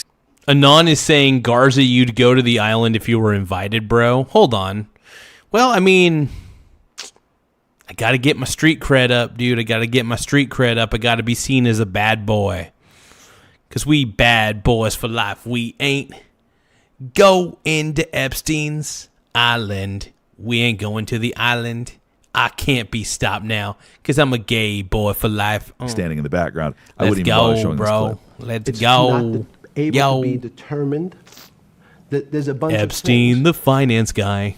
but in fact, 1 divided by 0 is a straight. And as you can see, she quietly walks off after holding up a little sign, I suppose, for whoever it is she was communicating with. So nothing too exciting about her body language right there, but I just thought it was kind of interesting to see her accidentally step into frame while Jeffrey Epstein continues to pontificate. And Jeffrey Epstein, man, he's like, there's just something about Epstein, bro.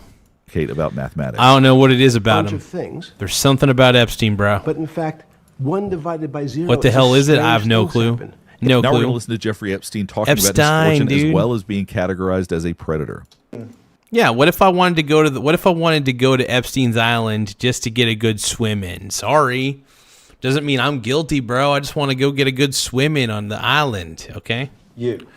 What's the other argument? Let me give you that. I know in my case, Is your money dirty money? if you live. This is is your money dirty money? Yeah, we all know, Jeffrey Epstein, your money is dirty money. The dirtiest of money, bro. Come on, man. Now, when he was asked that, watch his eyes right here. I know in my case, Is your money dirty money? Immediately, his eyes closed. He did not like that. You guys, don't forget to tap the subscribe button, though. The more subscribers we get, the better. We're almost to 7,600 subscribers. Once again, we're almost to 7,600 subscribers. I can't believe it. Oh, but I feel it when you subscribe to me. All the while you were in front of me, I never realized. I just can't believe I didn't see the gooning in your eyes. I didn't see it. I can't believe it.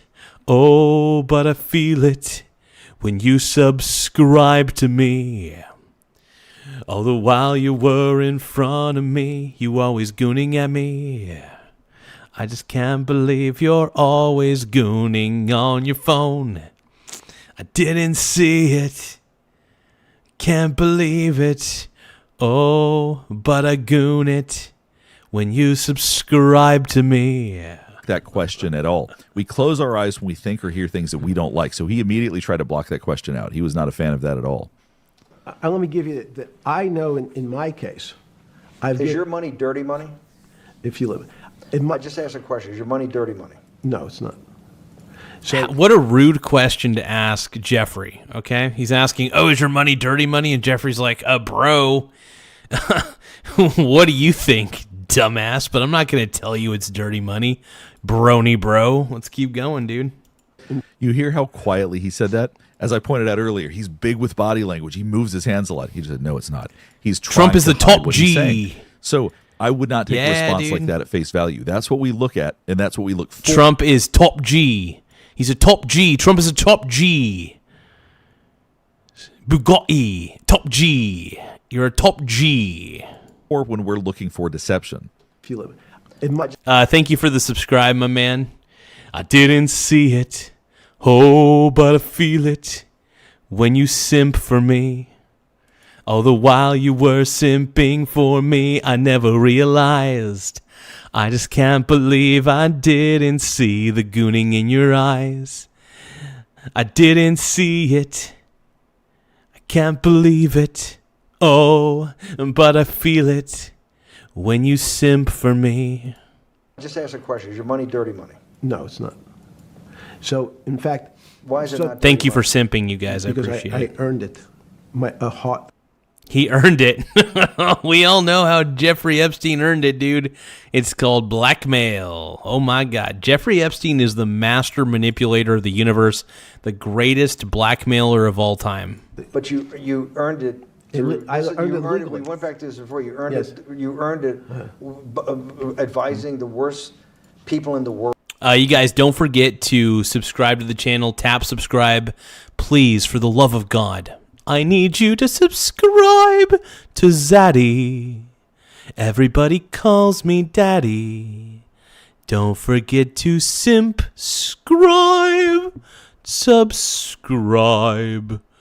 to me.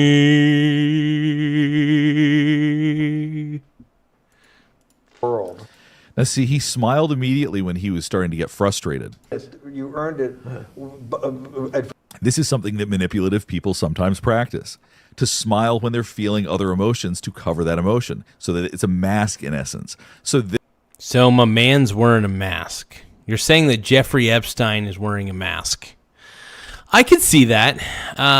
So he could be smiling when he's really just feeling something totally down. I mean, people do that. They fake a smile. I mean, obviously Jeffrey Epstein's a total psycho. We all know that. It's pretty obvious. Let's keep watching. This is very, very typical of people who have histories like Jeffrey Epstein. Advising the worst people in the world, right? Don't forget to like the stream as well. We're trying to get to 100 likes, probably within an hour. So if we get to 100 likes within an hour, it really helps. So tap the like button. It really pushes the show out on the algorithm. Out loud. So it means the world to me, guys. Thank you, guys. That do enormous bad things. And just to make more. Did we get a new sub? Mike, thank you so much, Mike, for subscribing. We're going to put you back up on the screen real quick. Thank you to Mike for subscribing to the channel. I really appreciate it, my brony bro. You're such a stud. You're so hot. More money. And briefly, we just saw contempt. I talked earlier about how contempt is on one side of the mouth. Watch his side of the mouth right here. Right? That do enormous bad things. And just to make that right there, that's a look of contempt. The look, I want to see this look of contempt that Dr. Top G is talking about. Top G. Just to make more money. So, instead of asking me the question, should you take the money? Because I think it's a legitimate question. You think it's a legitimate question? Yes, no question. Because. Now you see, when he responded to that, he looked down. Thank you guys for tapping the like button. The more likes we get, the better. It does help the channel grow. Pushes us out on the algorithm quite a bit. But yeah, we're trying to get to 100 likes within the hour. So the simple act of tapping the like button will get us there very quickly, and then I'll try to shut up about it. I'll try to shut up about it. I try. This is something we do when we're losing confidence. He doesn't like this question, doesn't like having to answer it. He says it's a legitimate question, but he loses confidence responding to it. Because I think it's a legitimate question. You think it's a legitimate question? Yes. No. Epstein's pissed, dude. You done pissed off Epstein, dude. You've done pissed off Epstein. All right? That's what happened, dude. No, but I feel it when you simp for me. Thank you guys for tapping the like button, by the way. I appreciate it. Question. Because I think about it, I think ethics is always a complicated subject, but I can tell you that with the money I gave.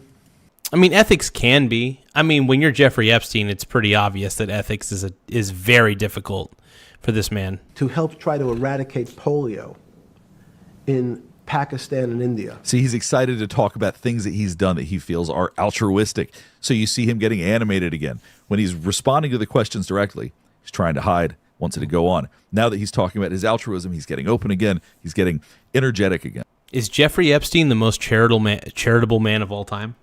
Just kidding, by the way. coming from a, what are you, class 3 sexual predator? But don't forget to tap the subscribe button, you guys. The more subscribers we get, the better. We're trying to reach 8,000 subscribers by the end of the stream. Once again, just tap the subscribe button. We're trying to reach 8,000 subs, 8,000 subscribers by the end of the stream. I think we could do it. I want to believe we can. Tier 1.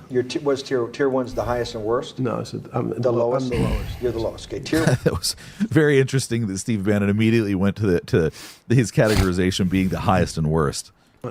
Tier 1, yeah. I would believe that Jeffrey Epstein is the king of the pedos. Jeffrey Epstein is the king of the pedophiles at this point. Was tier 1's the highest and worst? No, so I'm the lowest. I'm the lowest. You're the lowest. Okay, tier 1, you're the lowest. And you hear him speaking quietly again. He doesn't want to talk about this subject. But a criminal. Yes. That the money came from them. What percentage of people do you estimate? I understand you don't like probabilities. Do you estimate would say, I don't care, I want the money for my children? I would say everyone said, I want the money for my children. Did they know where the money came from? I think if you told them, if I told them the devil, 100%. the devil himself. The devil himself said, I'm going to exchange some dollars for your child's life. Do you think you're the devil himself? No, but Now, this is a very fascinating question, by the way. Steve Bannon asked, do you think that you're the devil himself? That's a wild question. And it's, I mean, who knows how Jeffrey Epstein saw himself? He probably, by the way that Jeffrey Epstein talks about himself, he probably saw himself as the savior. He probably saw himself as somebody who saved many people's lives or some bullshit. Obviously, we all know that Jeffrey Epstein's a freaking creep. But yeah. Let's keep watching, man. This is wild. I can't believe how much we're uncovering. Dr. Top G, Dr. Top G. Dr. Top G explains. Let's keep watching. Top G. You're a Top G. I do have a... It's very, very interesting, his reaction to that. When he was asked if he thinks he's the devil himself, he froze entirely. And that it shows that the freeze, flight, or fight response is getting activated. He initially did not know how to answer that question. That caught him off guard pretty dramatically, actually. God's life. Do you think you're the devil himself? No, but You see... That is wild. It's so cool to hear a body language expert like really psychoanalyze this guy. Obviously, hindsight's 2020. We all know that Jeffrey Epstein is a total psychopath, a terrible person, blah blah blah. But it is so interesting to see this analysis. Squinting eyes, closing his eyes, freezing. I do have a good mirror. It's a serious question. Do you think you're the devil himself? So he struggled with that question, then even looked to the producer for help because he really doesn't know how to answer this question. He tried to play it off as a joke. Steve Bannon kept pressing him on it. He looks very uncomfortable here. Do you think you're the devil himself? No, but I do have a good mirror. It's a serious question. Do you think you're the devil himself? I don't know. Why would you say that? Because you... See, starts scratching the back of his head. He's very uncomfortable with this question. Interesting. This is fascinating, man. I mean, this is like you're getting a real education in analyzing the face of evil, you know? And when you get this kind of education, it's like, whew, you don't get this education every day, man. You're a top G.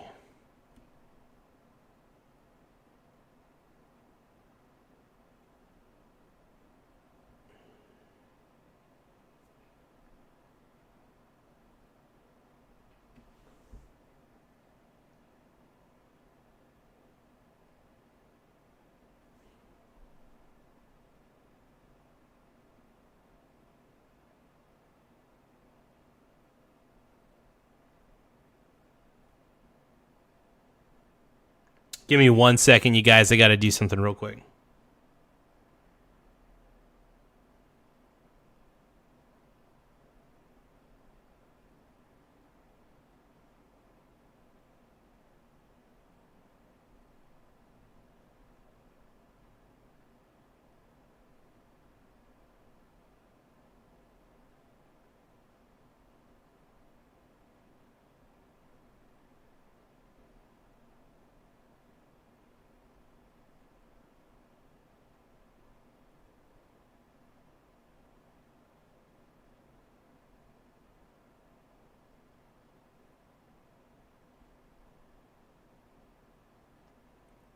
Give me a few seconds, you guys.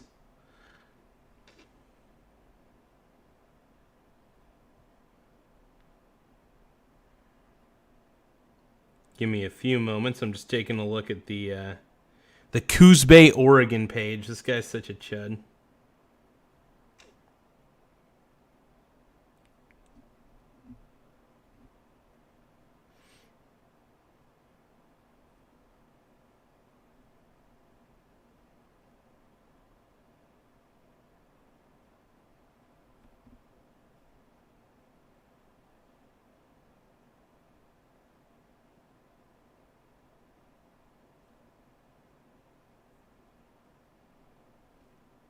Is today the first day of spring?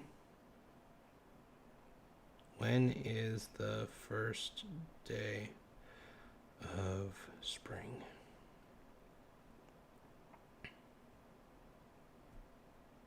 Oh, March 20th. Duh. Okay. This more uncomfortable. We're seeing pacifying Here we behaviors. go. He feels very bothered by this question. Probably feels trapped by it because Steve Bannon, even though it seems like they have a rapport. Oh, I see Jeffrey Epstein. I see Jeffrey Epstein in the chat. The CP Gooner. What the frick is that, dude? Jeffrey Epstein. Jeffrey Epstein is in the chat. What the hell? Oh my god. Oh my god. I didn't realize that Jeffrey Epstein was in the chat right now. It's a fake. It's a fake. It's a fake. Thank you guys for tapping the like button, though. I really do greatly appreciate it. It does help the channel grow. My Brony brothers. I appreciate y'all. Let's keep on doing our thing. He doesn't really let him get away with not answering questions. He's actually pushing him pretty hard on this.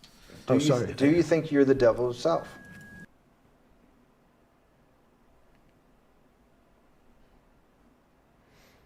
I don't know. Why would you say that? You also saw his brow go down like this. There's a bit of anger there, too. Because you have all the attributes. You're incredibly smart. You remember, the devil is somebody the devil's knows. smart? The devil's brilliant. You read Milton's Paradise Lost. No, the devil scares me. Satan is the.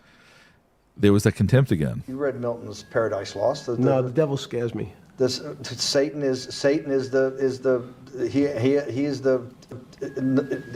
at the Crazy. number 1 or 2 archangel, and the reason he goes to hell and leads the rebellion is because he can't be the top guy. Top G. He can't be. Satan couldn't be the top G. And his thing is, I'd rather Top reign G. in hell than serve in heaven. I saw that Top in a G. movie once called American Dharma. I don't remember who said it. Okay, we have to go. So he's trying to leave it on a high note because he's getting ready to wrap things up. So he's trying to talk about something that's relatable at this point to get it off of the heaviness of this subject. But yeah, make sure you guys please subscribe to the channel. The more subscribers we get, the better. It does help the channel grow. We're trying to get to at least 7,600 by the end of the stream. We shot for 8,000, but that's thinking a little too big in such a too short of a time. But I appreciate everybody. But make sure you guys tap the subscribe button. The more subscribers we get, the better. It does help the channel grow. It does push the channel out a little bit further on the YouTube algorithm. So just the simple act of subscribing to the channel does wonders for the show. It does wonders for my body. I think it'll make me thinner. I don't know. But just tap the subscribe button, you guys. I really appreciate it. Let's keep watching Dr. Top G. He's a Top G. Dr. Top G explains. Let's Because go. he really does not like the way that this ended. Who said it? Okay, He's a Top G. All right, so you saw the Top clap. G. That's really a way to punctuate I am done, not answering anything else. Already showing his body language that he's getting up and that he's Laugh done. out loud. All right, let's go ahead and wrap things up here. Hopefully this is helping you better understand some. Thank you for the subscribe. I think somebody just subscribed to the channel. Thank you, Mountain Billy. I'm going to put your name back up on the board. Thank you, Mountain Billy, for subscribing to the Laugh channel. out I really loud. appreciate it, my brony brother. That really helps quite a bit. Just anybody who subscribes, we appreciate it big time on this show. So the simple act of tapping subscribe really does help. Yes, I'm Aaron Russell. I am still pro ICE. I am still pro ICE. I think that ICE deserves to have heavy stun weapons at maximum. Stun weapons only.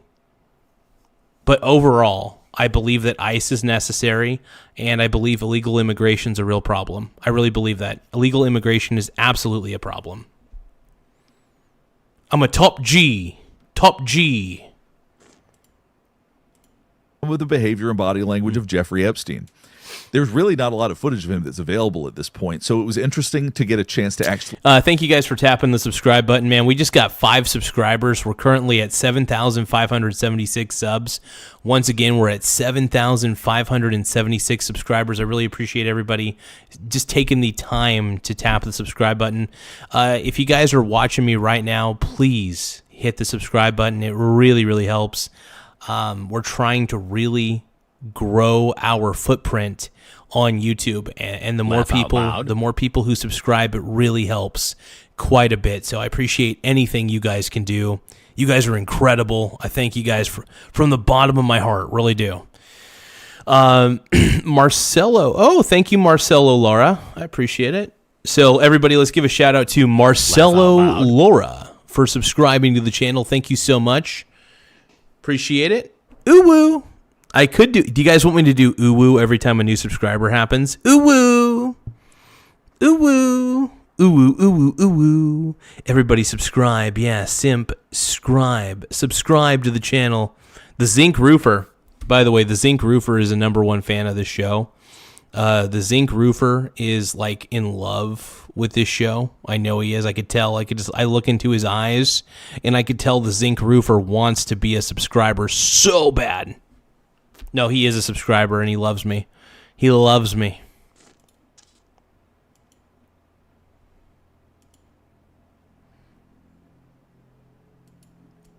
See him have conversations, to see him during an interview, to see a bit of what his body language was like. But he is somebody that, because he's animated, his body language is actually pretty easy to read. As I said at the beginning of this video, I am working on a number. ICE is not garbage, dude. Ice, baby. Dun, dun, dun, dun, dun, dun. I'm pro ICE, dude. Yeah, you heard me. I am pro ICE. I believe ICE is absolutely necessary. I'm not ashamed of it. I am pro ICE. David Thompson is asking, ooh woo, ooh woo, ooh woo, ooh woo, ooh woo, ooh woo, ooh woo, ooh woo. If you guys want to hear me say ooh woo more often, you guys got to give me gifts and super chats if you want to hear me say ooh woo, ooh woo. Or of other Epstein Files videos, so please keep your eye out for those. I'm going to be releasing those over the next couple of weeks. If there's any that you want me to analyze, if there's anything specific that you want me to check out, please let me know in the comments below. Last thing before we get finished up is I do want to remind you to like and subscribe.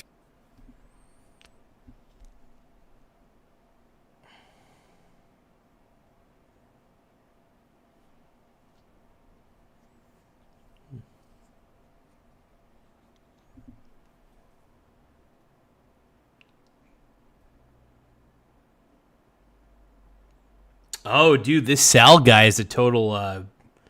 So this Sal guy, I guess, is a total Pedro.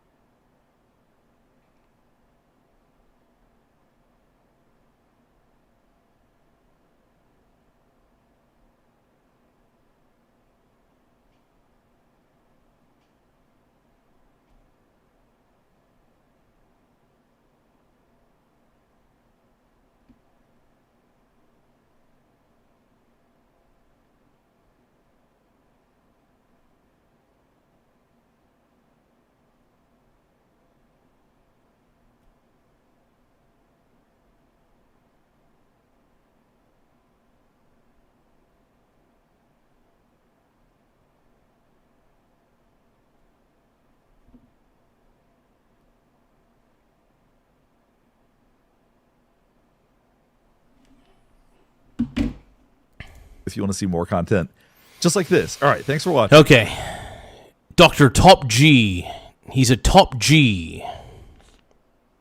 I'm a top G, and you know it.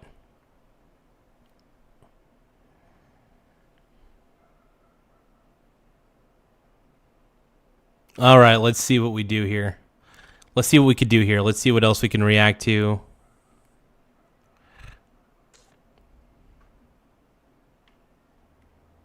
Top G.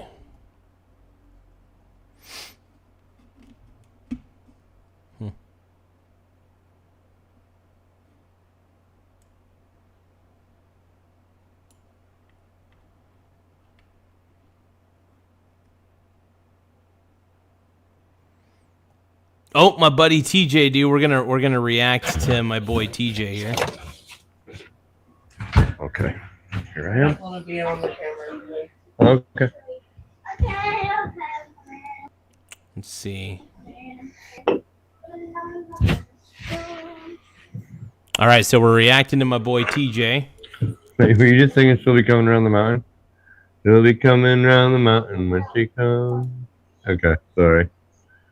Because this is a mountain and we're coming. No, yeah. So this is my mom and Like, hey, we're gonna stay off the sidewalk. We're not gonna yell at the people that are going in. We're just gonna stand there, hold our flag.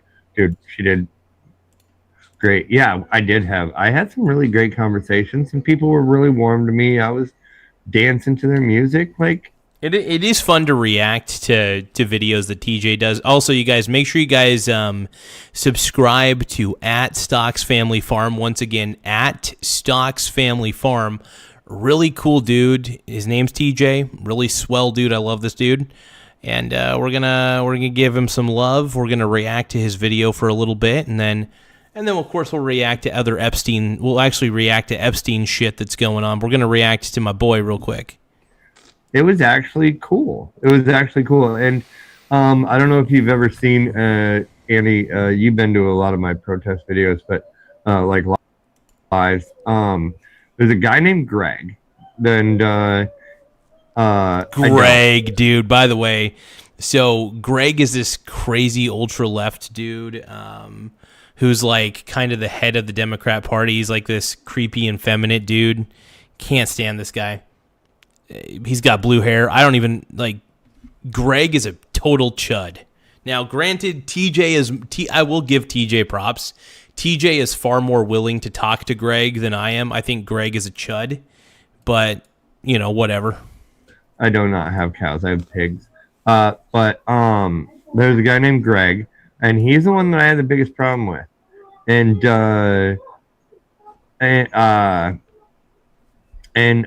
He's the one I feel like he's the one that tells people not to fucking talk to me and stuff like that. And him and I talked, and we agreed like he's not going to do that anymore. And like we came to an understanding, and like it was awesome. It was awesome. Like and it's cool that him and Greg actually came to an understanding, because I don't even want to like. TJ is just a much more loving guy than I am. I'll admit it. Because everything about Greg just pisses me off. Like, but TJ, like I said, he is a much more forgiving soul, which is why I got really pissed when there was a local Facebook page that slandered my boy TJ. He's a good dude. TJ is a cool dude. But yeah, Greg is a total C word. I'm not going to say the full word, but Greg sucks. And I talked to Emily. Like, she's like one of the organizer people. Very nice. And yeah.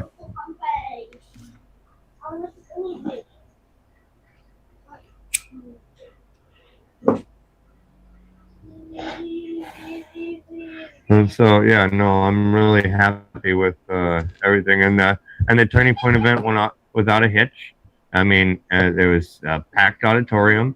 I even had Greg come in with me. No, dude, it was cool. It was cool. I'm very happy with like everything, Not that I had anything to do with organizing it or anything, but like Rob Taylor, everything he did, and I think her name's Jill, the one that runs the Egyptian theater. She's not even political, like at all. She just rents her theater, to who wants to use it. Yeah. And it got set up. And she didn't discriminate against Turning Point USA either. And I got to give Jill a lot of props.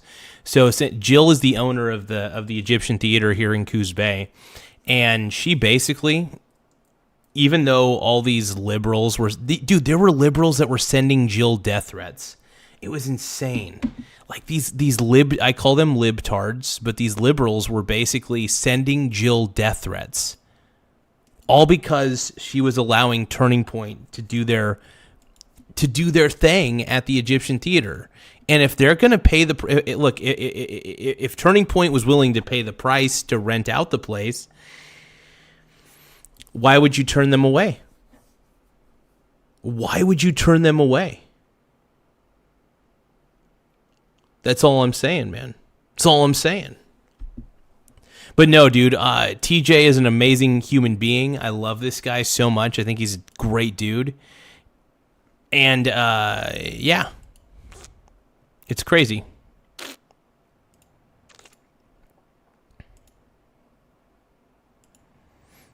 Let's keep watching, man. Up, and she got a lot of backlash for allowing it to be there.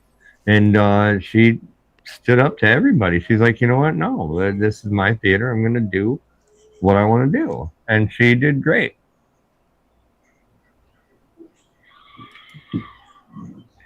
Yep. Feeling most people are not kind. Well, I think most people are kind. I like to be optimistic and believe that. This is why I love TJ. This is seriously, he's a nicer guy than I could ever imagine myself being. Like, and you know what? In a lot of ways, he inspires me to be a nicer person. TJ inspires me to be a nicer person, and this is why I hate it when jackasses like Sal from Coos Bay, Oregon, Facebook page. This is a kind, great soul like this dude. And like, I just straight up, I could forgive Greg, for instance, even though Greg is a total chud. But it's tough for me to forgive people. Now, TJ was totally cool about it because he's just a much more forgiving guy than I am. And obviously TJ doesn't need me to fight his battles for him. He doesn't need me to. But it pissed me off though. And I'm a hothead. I'm a hothead sometimes. If somebody's slandering my bud, I'm going to make sure that this guy thinks twice before he slanders anybody else. And you want to know what I did? I basically commented on every single post on this asshat's page, and I made sure that he knew, don't fuck with my buddy TJ, dude. TJ's the man. Like, he's too nice of a dude. He's too kind of a fella. And it's just one of those things that I don't like seeing a good person get fucked with. Most people do have kindness in their hearts. If not for others, at least for people like closest. And he has a lot of faith in people. And look, I believe mostly people can be kind. But I do believe that there are some people who let the shitbag side of themselves go run wild and free. Like the Sal guy that owns the Coos Bay area Facebook page. All right? Just around them. TJ's a kind fella. Sal is a piece of garbage. Sal is a terrible dude. I can't stand this guy. This Sal guy pisses me off to no end. You know, there are people in their lives that most people care about, so they're and are kind to, you know?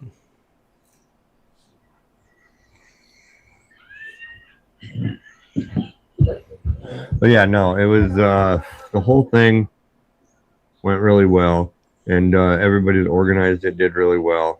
The dinner the night before went really well. I, at request of one of the speakers, I took the video down. But, well, and I try to be, and like, I feel like I always have to give the same speech over and over. Well, my name's TJ. I do this, and I do this, and I do this. And if I could cut all that shit out, like, it would save fucking 10 minutes of fucking, it saved 10 minutes of the fucking conversation telling people who I am.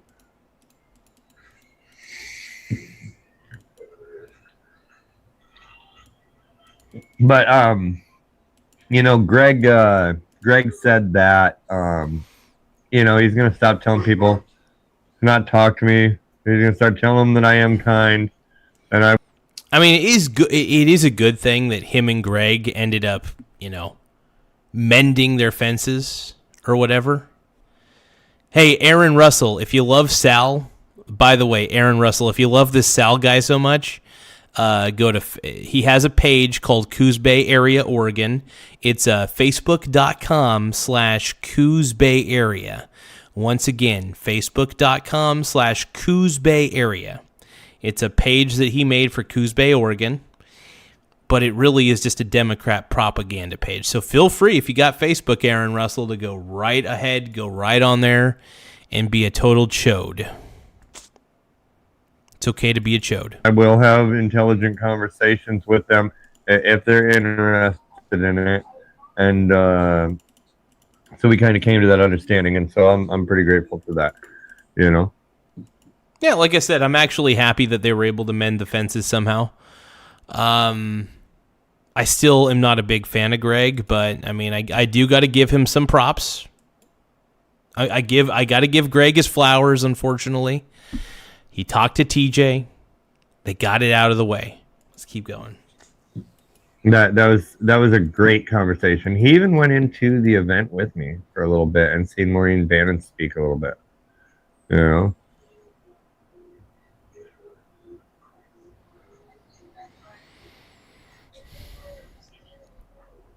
I ran out of data. Oh, by the way, it was a really good event. It was a really cool event. I want to say that.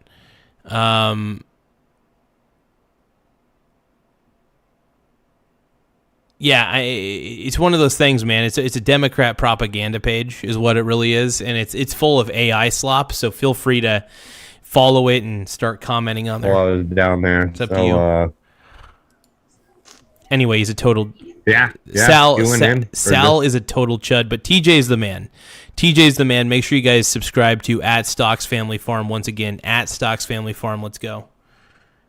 Just a little bit, and him and I kind of squashed the beef. So, no, that was cool. So, my beard is so short.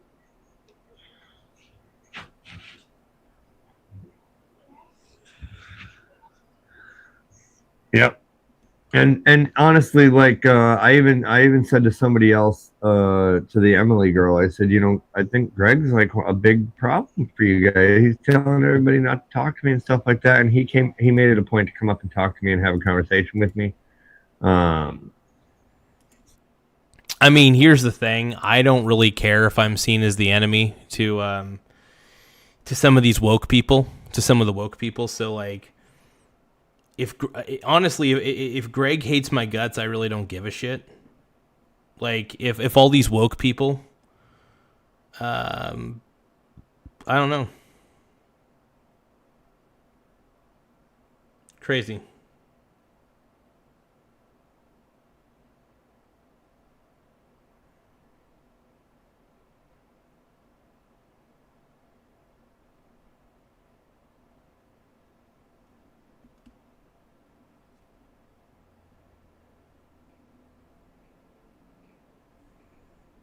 Give me just a moment.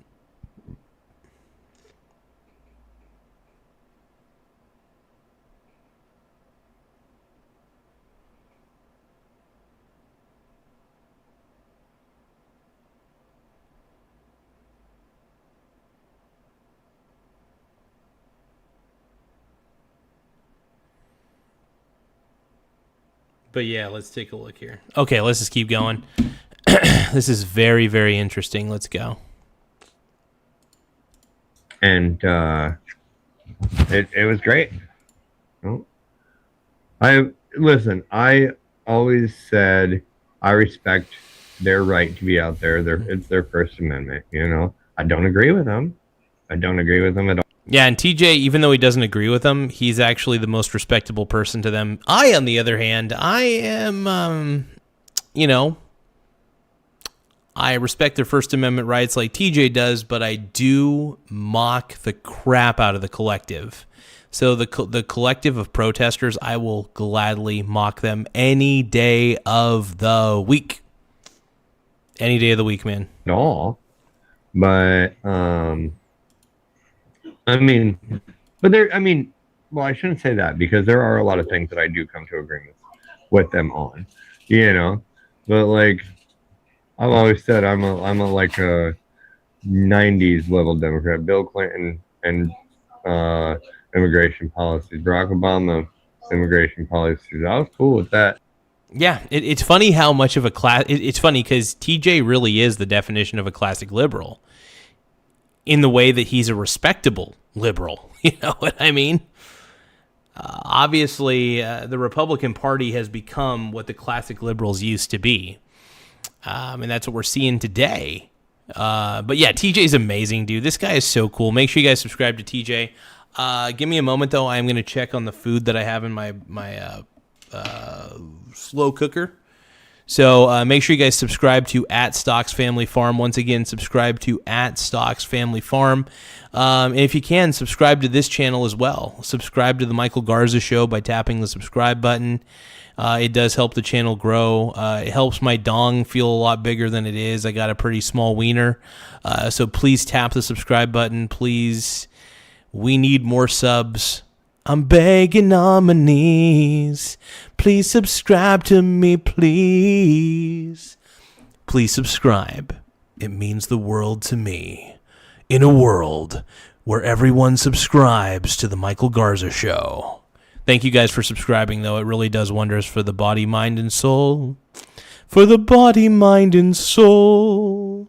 Thank you for subscribing to my hole. Thank you for subscribing.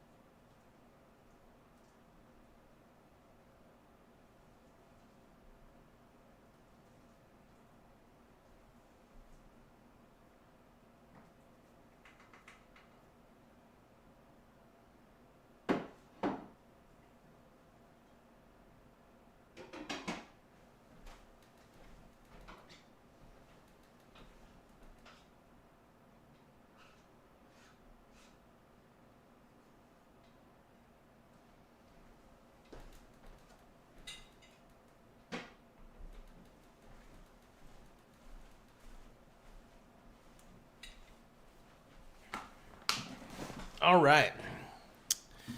Here we go. Let's do it.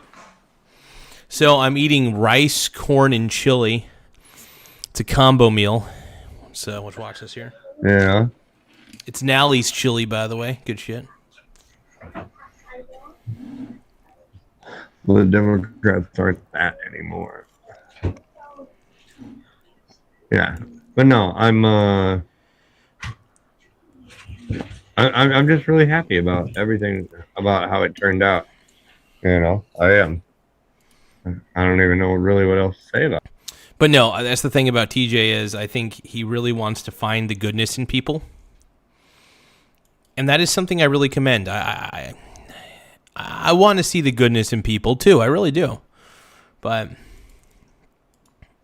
sometimes that can be a little bit difficult. You know what I mean? It can from time to time. I try not to make it feel difficult, but let's keep watching. Got it. Let's keep watching. Nolan Crombie and Lincoln Cesares were great. Did great speakers. Right, exactly, and that's something I always tell them. It's one of my common phrases. We agree on 99.9% of everything. You know, there's that 0.1% that we disagree about, and that's what we're so passionate about. And then I had a good conversation with. This rice is really good, by the way. This rice is incredible. Transgender individual, and it said they had a T-shirt. It said TPUSA across it. It said these people are uneducated, stupid assholes. First, transgender individual's name was Jesse. Pink hair. Worked up a little bit. Thought that I hated them. You know, I'll let them know that I don't hate anybody. You know, and you know. Yeah, it's weird. People make all these assumptions. When you tell them you vote for Trump, they make all these assumptions about you. They act like you're the devil. It's the weirdest thing. It's the weirdest thing. But I love watching TJ, man. I love TJ putting in the work. I love what he's doing. Nate Dogg sent me a happy poop. Yum, yum. I think Nate Dogg sent me a happy poop in response to the dish that I'm eating. I'm going to give you guys kind of a up-close and personal look. So what do you guys think about the dish? What do you guys think about this dish, right? Does this look like poo-poo? Is this poo-poo? Is this dish poop? The dish that I'm eating, it's rice, corn, and chili that I had prepared in my slow cooker. Do you guys think it's the poop? Do you think it's the poo-poo? The poo-poo? Why are you gay? Do you guys think that what I'm eating right now is poo-poo? Do you guys think it is a happy poop yum yum? Why do you guys think it's poop? Why do you guys think Nate Dogg says, "Yep, looks like what I make in the toilet." Now, I cooked it for about 4 hours. Now, what I did was I added about roughly 2 cups of water. I basically took the cans and I used them as the measuring cups. I poured 2 cups of water in the slow cooker. Now, I put the rice in first, and then I put the chili on top of the rice. 2 cans of chili specifically. Nally's chili. I love Nally's chili. And then I put a bunch of frozen corn on top of it all to spice it up. And then I stirred everything together beforehand, and then I just let it cook. Visual representation of trickle-down economics. Oh, man, that's good. Happy poop, yum yum. Since Nathan gave me a happy poop, I am required by no real laws. I just pretend like it's a law, but I am required by law to do the happy poop dance. This is why my show is basically a kid's show for adults. I realize that my show is basically a kid's show, a kid's program for adults. Nate Dogg says, which reminds me, your rent is due. Nathan, whenever rent is due, I got to sing to you the happy poo. Happy poop, yum yum. Happy poop, yum yum. Happy poop, yummy yummy. Happy poop, yummy yummy. Happy, happy, happy, happy poop salad. We're gonna make a happy poop salad today. Whoa, we're gonna tell you it is so freaking gay. Whoa, happy poop, yum, yum, yum, every way. Ah, happy poop makes me feel so gay. Okay. All right. I'm Sinful Jr. says we need a live reaction of Golden Boy. Absolutely, dude. Golden Boy still is, in my opinion, the greatest anime of all time. And I would love to do a full reaction to the first. James Brown says unnecessary. I would love to do a reaction to the first Golden Boy episode, because the first Golden Boy episode is honestly on another level. Like, the first episode, they went out with a bang.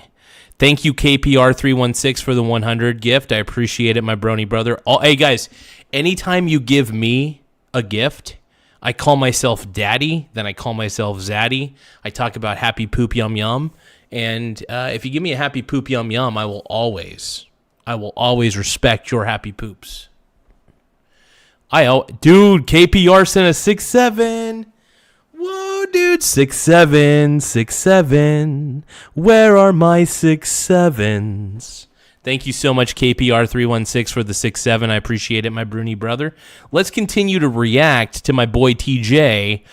He is my man. He's a stud. He's not really like my man. I know you guys think that I'm fruity, but TJ's the man. Like, honestly, most of that conversation was good until another guy walked up and then Jesse kind of retreated into the crowd, and I kind of said, hey, we gotta be nice to these people. Come on, let's go. And I kind of... Hey, thank you for the thumbs up, KPR316. I appreciate the thumbs up, my brony brother, for the 10 jewels. It really does help the channel grow a lot. Hey, if anybody wants to give a gift, we greatly appreciate it. We like to highlight gifts. We like to thank our subscribers for giving any sort of gifts at all. So it really does help the channel grow in a lot of ways. So thank you, KPR, for the 6-7, and let's keep watching, dude. Is Garza? I am not a liberal, KPR. In fact, if anything, I would say that I'm pretty dang mega. I wouldn't say I'm not like mega, but like, I will say this. I'm fairly right-leaning. I'm probably more libertarian than I am conservative, if you want to put a label on it. But at the same time, I am an independent thinker, but I do acknowledge that most of my thoughts tend to be pretty right-leaning, if we're going on the political spectrum here. Happy poop, yum yum. Happy poop, yum yum. Happy poop, happy poop, happy poop, yum yum.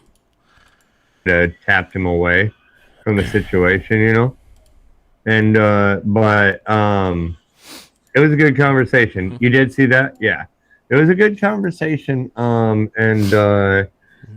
Like, it was important to me to show respect, and understanding that they're given this worldview of us. We have an image, or they have an image of, and I'm not saying all of them, like, I'm not trying to generalize, but I'm saying overall they have this image of us in their heads, and as add corn to anything, it makes it better. There's something about corn. We view basically all of them as so good. These weirdos or whatever we want to say. Good. Like, I'm not saying weirdo. Like, they're into, like... I love beans, dude. Beans are so good. Yeah, TJ's talking about a couple people he was talking to, and it was really interesting. And you know, good for TJ. I love how TJ is willing to talk to anybody, even people who are totally the complete opposite of him. Hell, you know, TJ's been totally nice to me the entire time. This is one thing I love about TJ. And I'm a weird guy. He knows I'm a weirdo. He knows I'm kind of I'm not like, you know, weird in a bad way. I guess I'm weird in the sense I'm kind of an eccentric guy. I got a strange personality. I'll admit it. And I'm a little bit goofy, right? And he appreciates it, and I appreciate him for understanding that I'm a goofy guy who loves comedy, but I do love injecting comedy into the real life scenarios. I think it's fun. Like abortion, I enjoy it. And just like everything has to be like pro gay and blah blah blah. You're a weirdo, dude. I'm a weirdo too, bro. I'm a fucking weirdo too, brains. But yeah, no, I respect them all though, and I try and show them respect. You know, and I told him multiple times that night, like that. Like I love him. I love everybody. I love humanity. You know, TJ's a good dude. Like this guy really is a cool dude. No, we don't want to show the Rolling Rock. That's okay. Came to an understanding. You know, that's okay.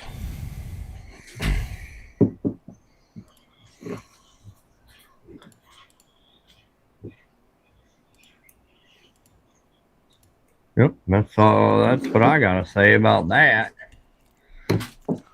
Only took me 13 minutes to tell you everything what I had in my brain about the whole event.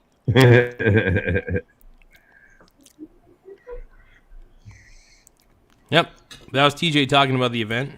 Yeah, but no, it was pretty cool. The dinner was cool. Rob Taylor speaking was cool, and I sat with Chris Castleman and his wife. Jasmine, I believe. Chris Castle, nice. Dude. Chris Castleman's another stud. I like this guy. He's cool. Honestly, he's a nice guy too. He's one of the heads of I can't remember what position he is, but I think he's one of the main guys in the Republicans of Coos County sort of board. So I really have a huge respect for Chris. I love what he's doing. And I can't wait to see him continue to do his thing, man.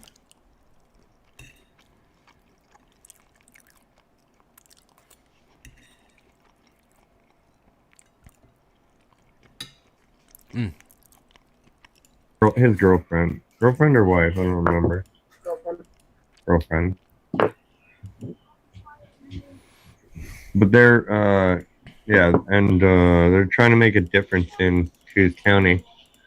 The event was 2 hours about itself. It was from 6 the entry was at 6, and then it started from 7 until about 8:30, so about an hour and a half. So wait a minute, Aaron Russell, you're saying corn is cattle feed, but you constantly call me a cow all the time. So if you're calling me a cow, then it's appropriate for me to be eating corn. Am I right? Come on, think about it logically, bud. Dinner was much longer. That was from 7 until 10. Okay. Keegan, I saw that. What? Dash in your butt. But yeah, it was cool. But yeah, some good speakers. And What is that lighting real quick? Yep.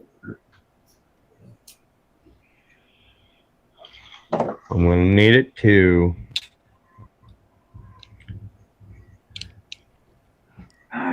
But yeah, I hope there's more events. There was a free concert, country concert on Friday night.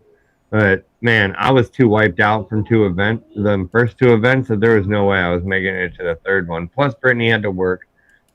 Yeah, sometimes it's just tough to make that many events, man. It's tough to make that many events.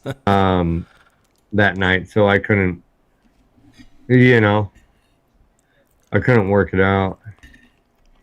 But yeah, it was, dude, everything is cool. Everything is cool. I'm so happy that I got to do that and be part of any of that,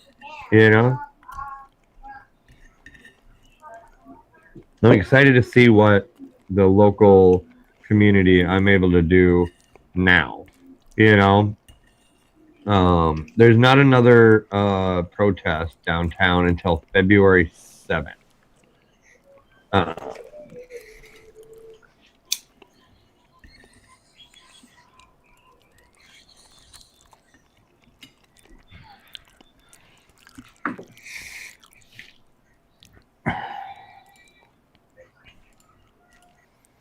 Well, either way, this is awesome. Anyway, I love reacting to TJ. He's such a cool dude. So make sure you guys subscribe to @StocksFamilyFarm. Once again, at @StocksFamilyFarm, man.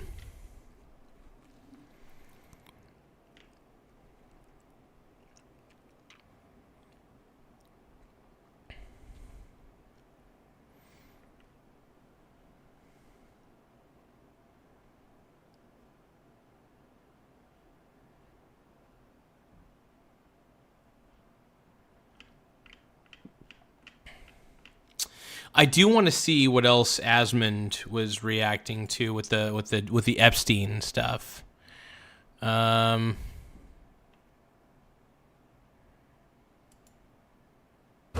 we'll be telling the whole state.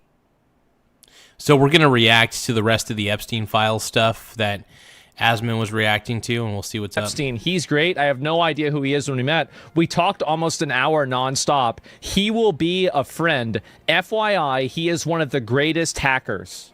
So, how did you like Moot? He is very sensitive, so be gentle. Oh my fucking God. So anyway, all this has happened. Oh my God, 3 Moot. days after Moot met with Jeffrey Epstein, poll was launched. Key people rape ape? That's a little bit of a, what the fuck are we talking about here? Oh my God. Okay, so yeah. Anyway, that's normal over there, though. That's normal. Creates poll in order to create like a right-wing shop that was in some, I forgot where it was, and it was a guy that was involved with Hillary Clinton. His name was John Podesta. And John Podesta, there was a lot of people that, and this is something, I almost don't want to say this, but it's just the truth, is that a lot of people use pizza as a euphemism for any sort of porn involving minors, right? That's crazy. Because CP is So cheese weird. pizza, and it's also child pornography. That's the reason why. And so, and I, I'm just going to say it, right? Just say it. That's what it is. So that way, when you see people say... Eric M. is asking, Real Garza, do you think it's a good investment to invest in Red Lake Capital? I have no idea if it's a good investment. However, do you want me to ask ChatGPT for you? Let me pull up, I'm going to pull up GPT in a separate browser window. So it's called Red Lake Capital? Red Lake Capital. Okay, let me type that in. Red Lake Capital.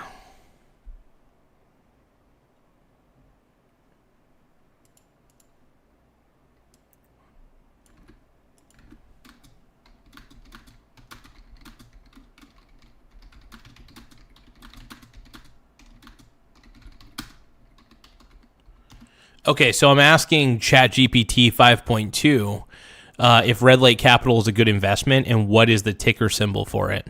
That's what I'm doing.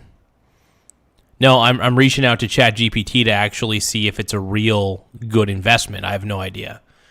I've never heard of Red Lake Capital, so none of this is financial advice. I'm just seeing what ChatGPT says.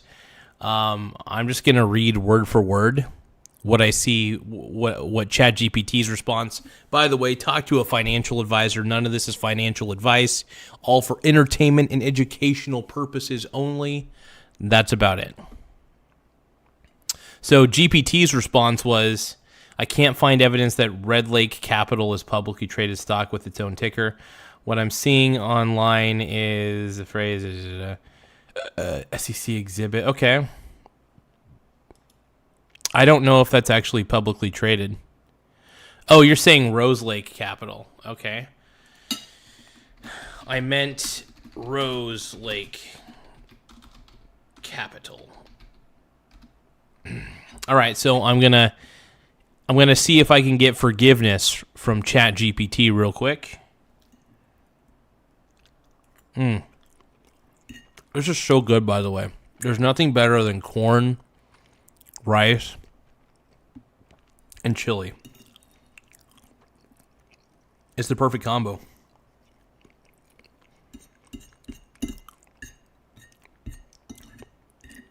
It's the perfect combo, bro.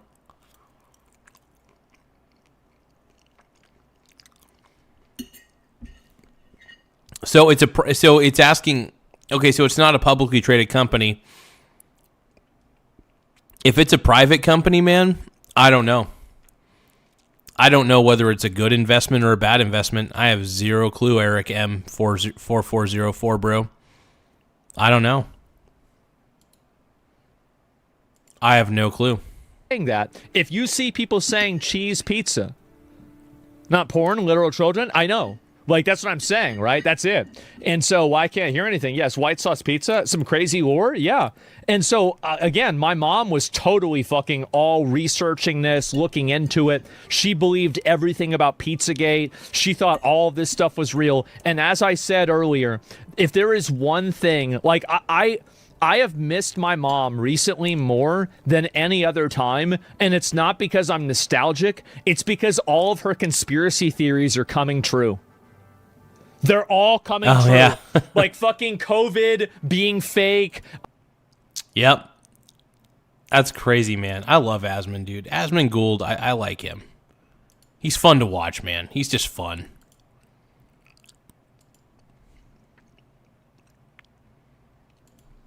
Give me just a moment, though. Thank you so much for the... thank you guys for tapping the like button. The more likes we get on this stream, the better. So just the simple act of tapping the like button goes a long ways.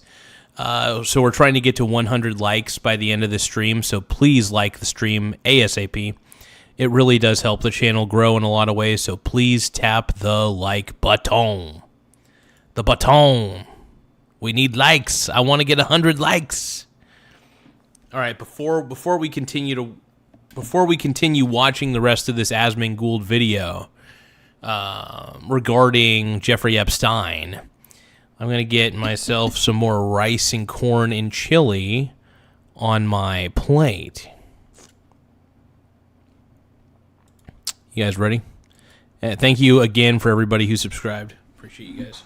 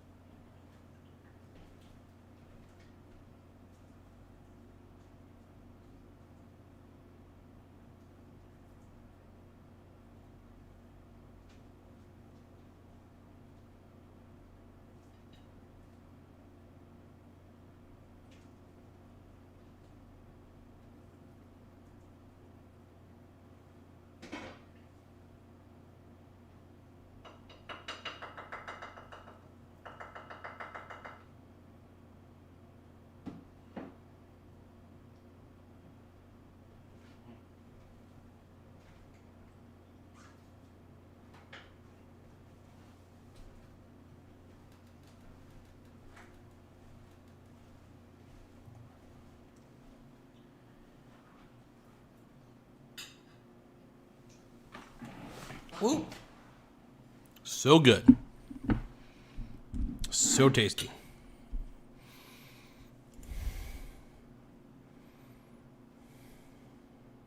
All of this stuff was real. And as I said earlier, if there is one thing, like I have missed my mom recently more than any other time, and it's not because I'm nostalgic. It's because all of her conspiracy theories are coming true. They're all coming true. Like fucking COVID being fake, the election potentially being stolen, Pizzagate being real, like it just everything. fucking everything. Like, she was sitting there. My mom in 2020 was sitting there on 4chan listening to Nick Fuentes and fucking watching Alex Jones videos all day. All day. I love she it. was in there right on the ground floor. Yep, and she was there smoking cigarettes, smoking weed, on oxygen, eating chocolate in handfuls, eating Taco Bell, chugging Pepsis, watching Ancient Aliens, and getting involved in conspiracy theories. I love it. 70 years old. That's wild. That's it. Living like a champ she was, bro. Like, she was. Good way to go out. She did. And the thing is that she went out, like, overall, right? I mean, she never compromised. She never would compromise. And let me tell you something. It's a lot funnier now because back then it ruined my life. But looking back on it, it's fucking funny. It really is. And your father's a lucky man? Yeah. Anyway, a cigarette sounds like college for me, minus the O2. Yeah, sure. And did she predict Trump potentially blowing Bill Clinton? She thought that... That's a good question. Did Asmund Gould's mom predict that Trump would blow Bill Clinton? That's crazy. Holy shit. If she did, if she predicted that Trump was gay or whatever, that'd be funny.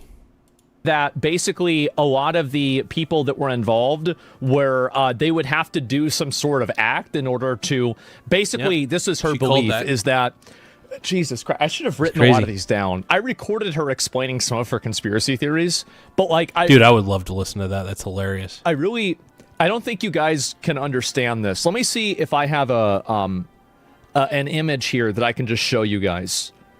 This might... Oh, and also, I'm going to grab myself a Sprite. Sprite just sounds really good right now. Do you guys want a Sprite? Does anybody want me to grab you guys a Sprite Zero? Anybody in the chat, do you guys want me to grab you a Sprite Zero or anything? Anybody in the chat, do you guys want a Sprite Zero? I know you do. I know you do, G-Dog. I know you do, man. My homie G's, you are for me.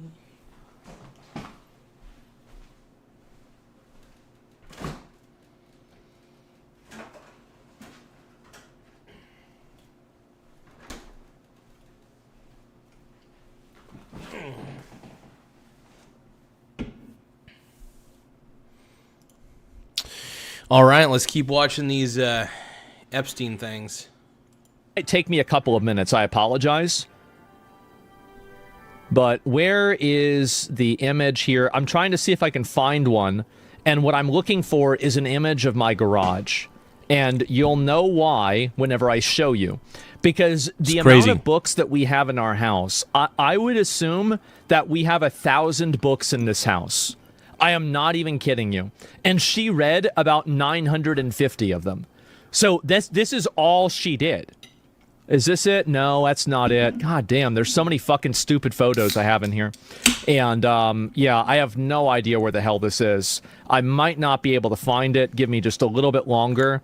And if I can't, then I can't. This counts as, yeah, that's a library. Yeah, it was basically, okay, I did actually somehow find a photo. Okay, give me 1 second. All right, so let me just make sure there's nothing that's problematic on here. I just wanted to I wanted to make sure that the 5 issues that she had of Mein Kampf weren't on the image here. Obviously, let me go back. I'll show you, and I did find the image, and I can show it to you right now. Give me 1 second. This is wild, dude. This is wild. I'm just kidding. It's 10. Okay. So this is what we this is what we had growing up, right? And where is it? Okay. Sorry about the image being small. Is this all good? Yeah, it is. Okay. I just screenshotted it, so it's not great. This is just simply one bookcase. And for context... Damn, dude. Damn. That's a ladder. Yeah. That's Holy, a large and this is, by the bookcase. way, That's a lot of books, man. There's like 4 of these in the house. Yeah. It's not bad. Yeah, exactly. It's a lot of books. It is. That's a lot of books. And that's actually also after we had to get rid of a lot of them, too.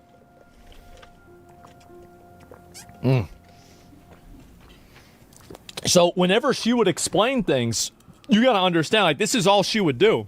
Like, you think about it, she would just get high, play World of Warcraft, and read about conspiracy theories. And if you think about it, you know, Bruce Lee once said that he doesn't fear the man who knows how to do 1,000 punches or 10,000 punches, but he does fear the man who's done one punch 10,000 times. Imagine somebody that spends 50 years doing this. It's nuts, man. I mean, nowadays, all conspiracy theories linked to the bullshit with Israel. They sure do. And, yeah, there it is. That describes me. Did you listen to Bill Cooper and Jordan Maxwell? Probably, yeah. And you didn't want a better price for the spell books? Yeah, sure, right? Have a stream going through every single book. Well, anyway, every single conspiracy has turned out to be true. I don't even know what to say. I don't. And so, anyway, what did I tell you guys? For years, I said the culture war stuff was... I gotta take a crap.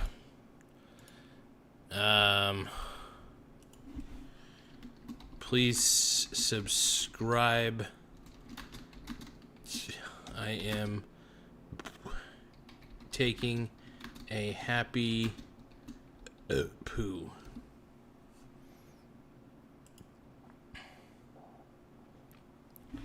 Okay.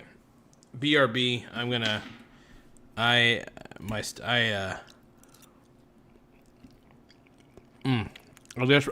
desperately got to go to the bathroom.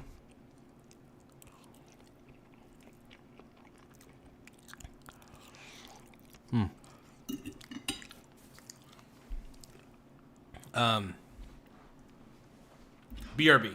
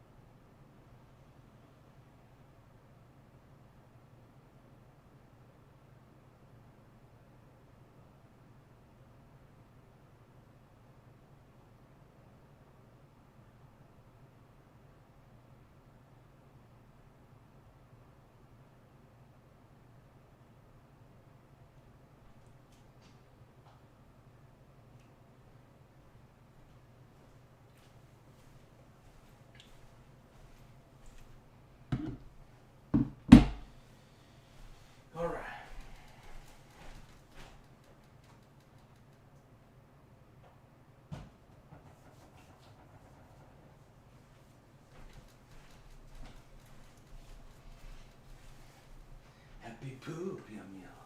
Happy poop, yum yum. Happy poop, happy poop, happy poop, yum yum.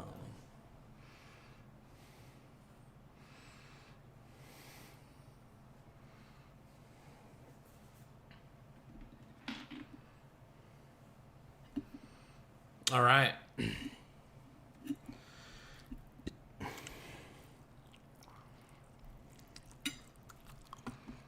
Was manufactured by the capitalist class.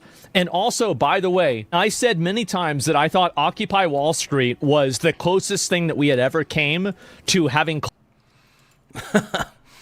Nate Dogg says, come on, Garza, push it real good. Push it real good. I finally got blocked. On that stupid Facebook page that I was telling you about. Like, it's like a Facebook page that's like ran by an actual PDF file. And the dude's like a registered PDF file, by the way. I was like, no way.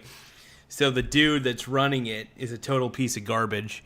And it's crazy. The whole thing, it's a wild ride, I'll tell you. A wild ride. But I was chilling out on the bathroom. Happy poop, yum yum. How many happy poop yum yums did I get? Did I get a few? I probably got a few. Thank you, Nate Dogg, for the happy poop yum yum. I appreciate it. Let's watch the rest of Assman. Class consciousness, right? And because of that, all of the elites panicked, and they injected the Democrat Party and all of politics with identity politics to keep people infighting about, oh, but you're gay? I'm black. Oh, what are you? I don't know what I am. Oh, that's special. And that's it. And transgender and everything else, because it was always a thing, but it got dialed way up after 2010. That's crazy. Yeah. 2010 was the wokening. 2010 was the beginning of the wokening. That's crazy.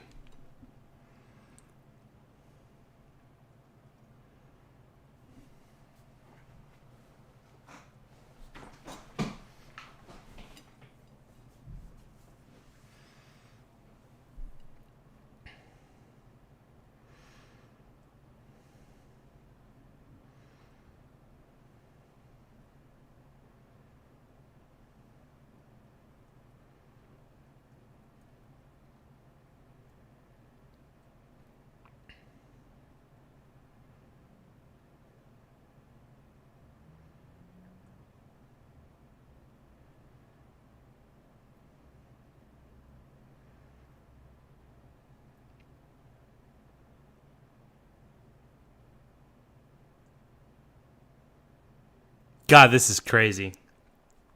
Yeah, so I got banned from that Facebook page, and thank God I did. I was trying to reveal to everybody on there how much of a PDF file that dude is, because I found out there was somebody messaged me and gave me all this information about this dude who was running this Facebook page, and basically was showing me the dude was a PDF file. I was like, no way.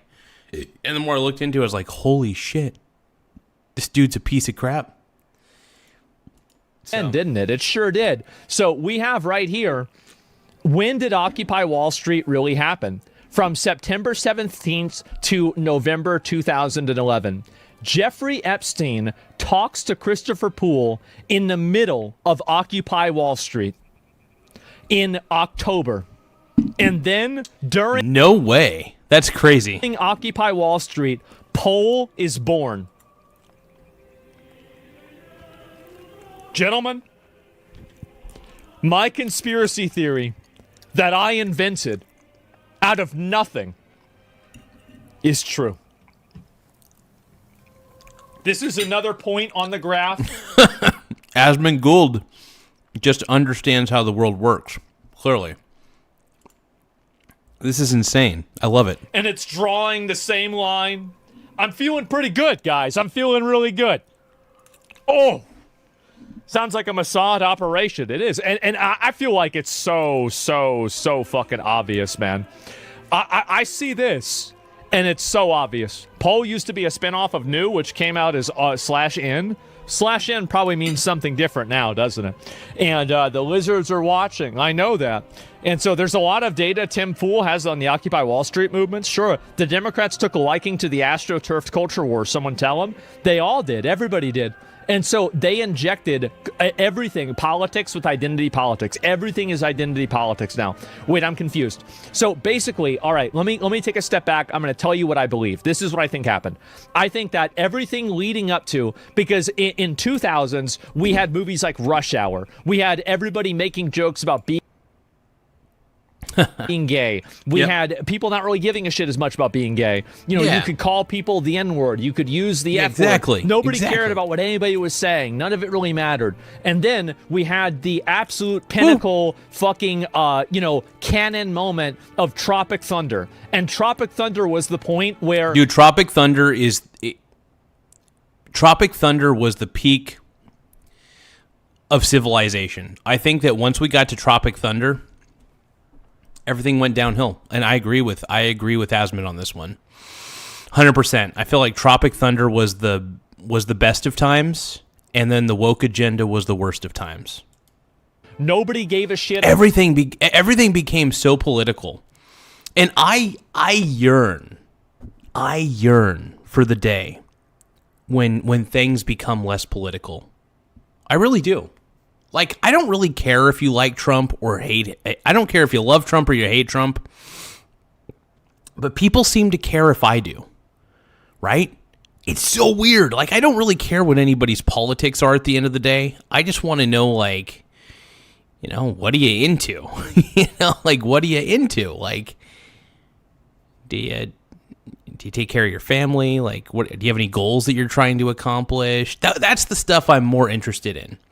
I'm more interested in what you're trying to accomplish. I mean, is there anything I could do to help? I'd like to hear about what you're trying to accomplish. I'm sincere about it too. The funny thing is, I'm extremely sincere about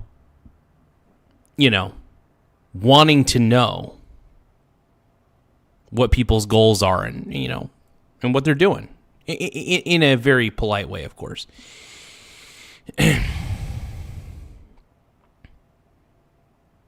Actually, I would argue, KGI, I would argue that society has regressed. And I think we need to go back to the day where people were not afraid of words. I mean it. I think society has regressed to the point that we're afraid of words. And when a society is filled with people who are afraid to say words of any kind, who are afraid to speak their thoughts, that's when you have some George Orwell novel shit. That's when you have some George Orwell novel shit. I'm not kidding. I'm being serious, bro. I'm being absolutely serious. I mean, you're getting into some authoritarian territory when people are afraid of words. So I think we've regressed. No. Vocabulary changing? No. By the way, if anything, our vocabulary's gotten dumbed down. Everything's a fucking acronym, right? Everything's a goddamn acronym. Vocabulary by the way, sometimes vocabulary changing can be indicative of societal regression. In fact, it can actually be one of the number one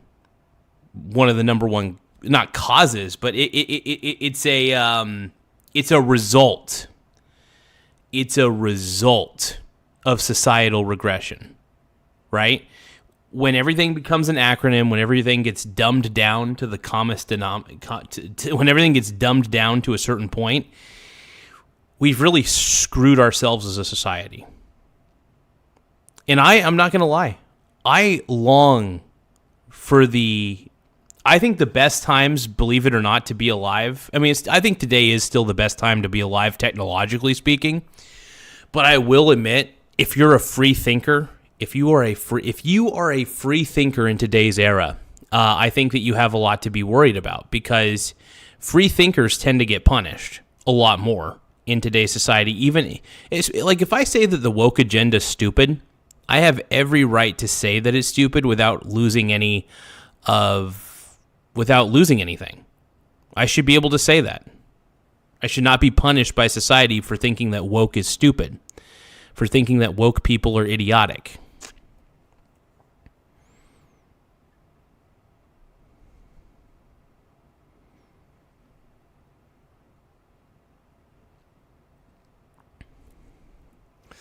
Yeah, no, acronyms are stupid. Frequently using acronyms is so ridiculous. And honestly, if anything, it's lazy. KGI, I just want to let you know that you're probably a lazy, incompetent person, and that you're probably one of those people that just goes with the flow. Go with the flow people make me sick. So if you're a go with the flow person and you're not a free thinker, you make me sick. But hey, you know what? You do you. You be a part of the woke mob. You be a part of the zombie culture that's happening in society. You could be a part of the brain rot. KGI, you go for it. You become part of the brain rot. You do your thing. Be a total chud if you want to. I'm not stopping you. Feel free to be a chud. Feel free to be a chud. I'm not even going to shame you on it. Be a chud. Be a chode. About anything anymore. You had people making jokes about being gay. You had people wearing blackface. You had people making jokes about being fat. Everything. I think it's good to have... Look, I think it's good to have a here's the thing. In the book 1984, I think it was 1984, by George Orwell, in the authoritarian society that the main character lived under, they were proud that every single year they removed words from their dictionary. They constantly removed words from their dictionary to intentionally dumb down the society. The thing is, if you want to dumb down a society very quickly, remove words from the dictionary, use acronyms. Honestly, I think it's good to have I think it's good to know words. I think it's good to know what certain words mean. Acronyms don't make any fucking sense. Because you have to also know what the acronym actually means. Like, hey, TTLY. Okay. Talk to you later. I know what that means, but maybe somebody else doesn't. You know what I mean?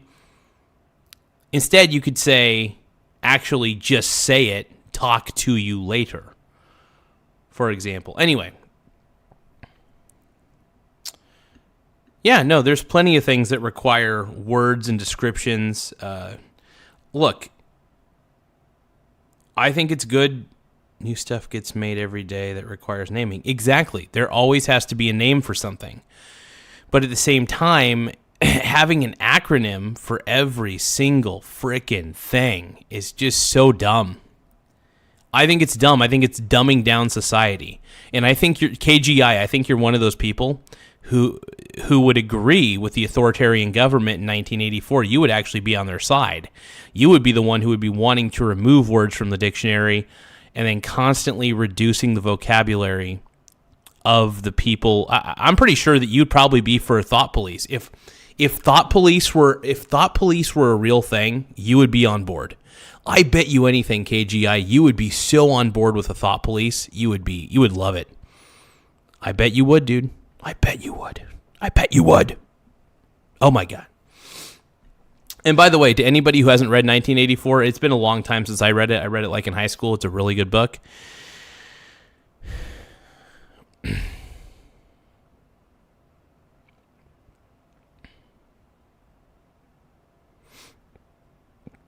But no, I think that the dumbing down of society started happening when everybody got on TikTok and in Facebook. I think Facebook was definitely the beginning of the end. I felt like Facebook was the beginning of the end of society. I really do. I think our brains are so fucked because of Facebook. I really do. I really do. I think that our brains are cooked because of things like Facebook and TikTok. Short form video really cooks your attention span, but Facebook makes things worse.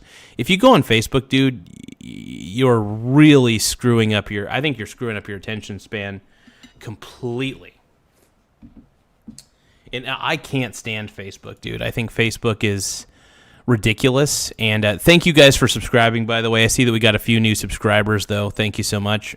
And let's keep on watching. Keep on rolling, man.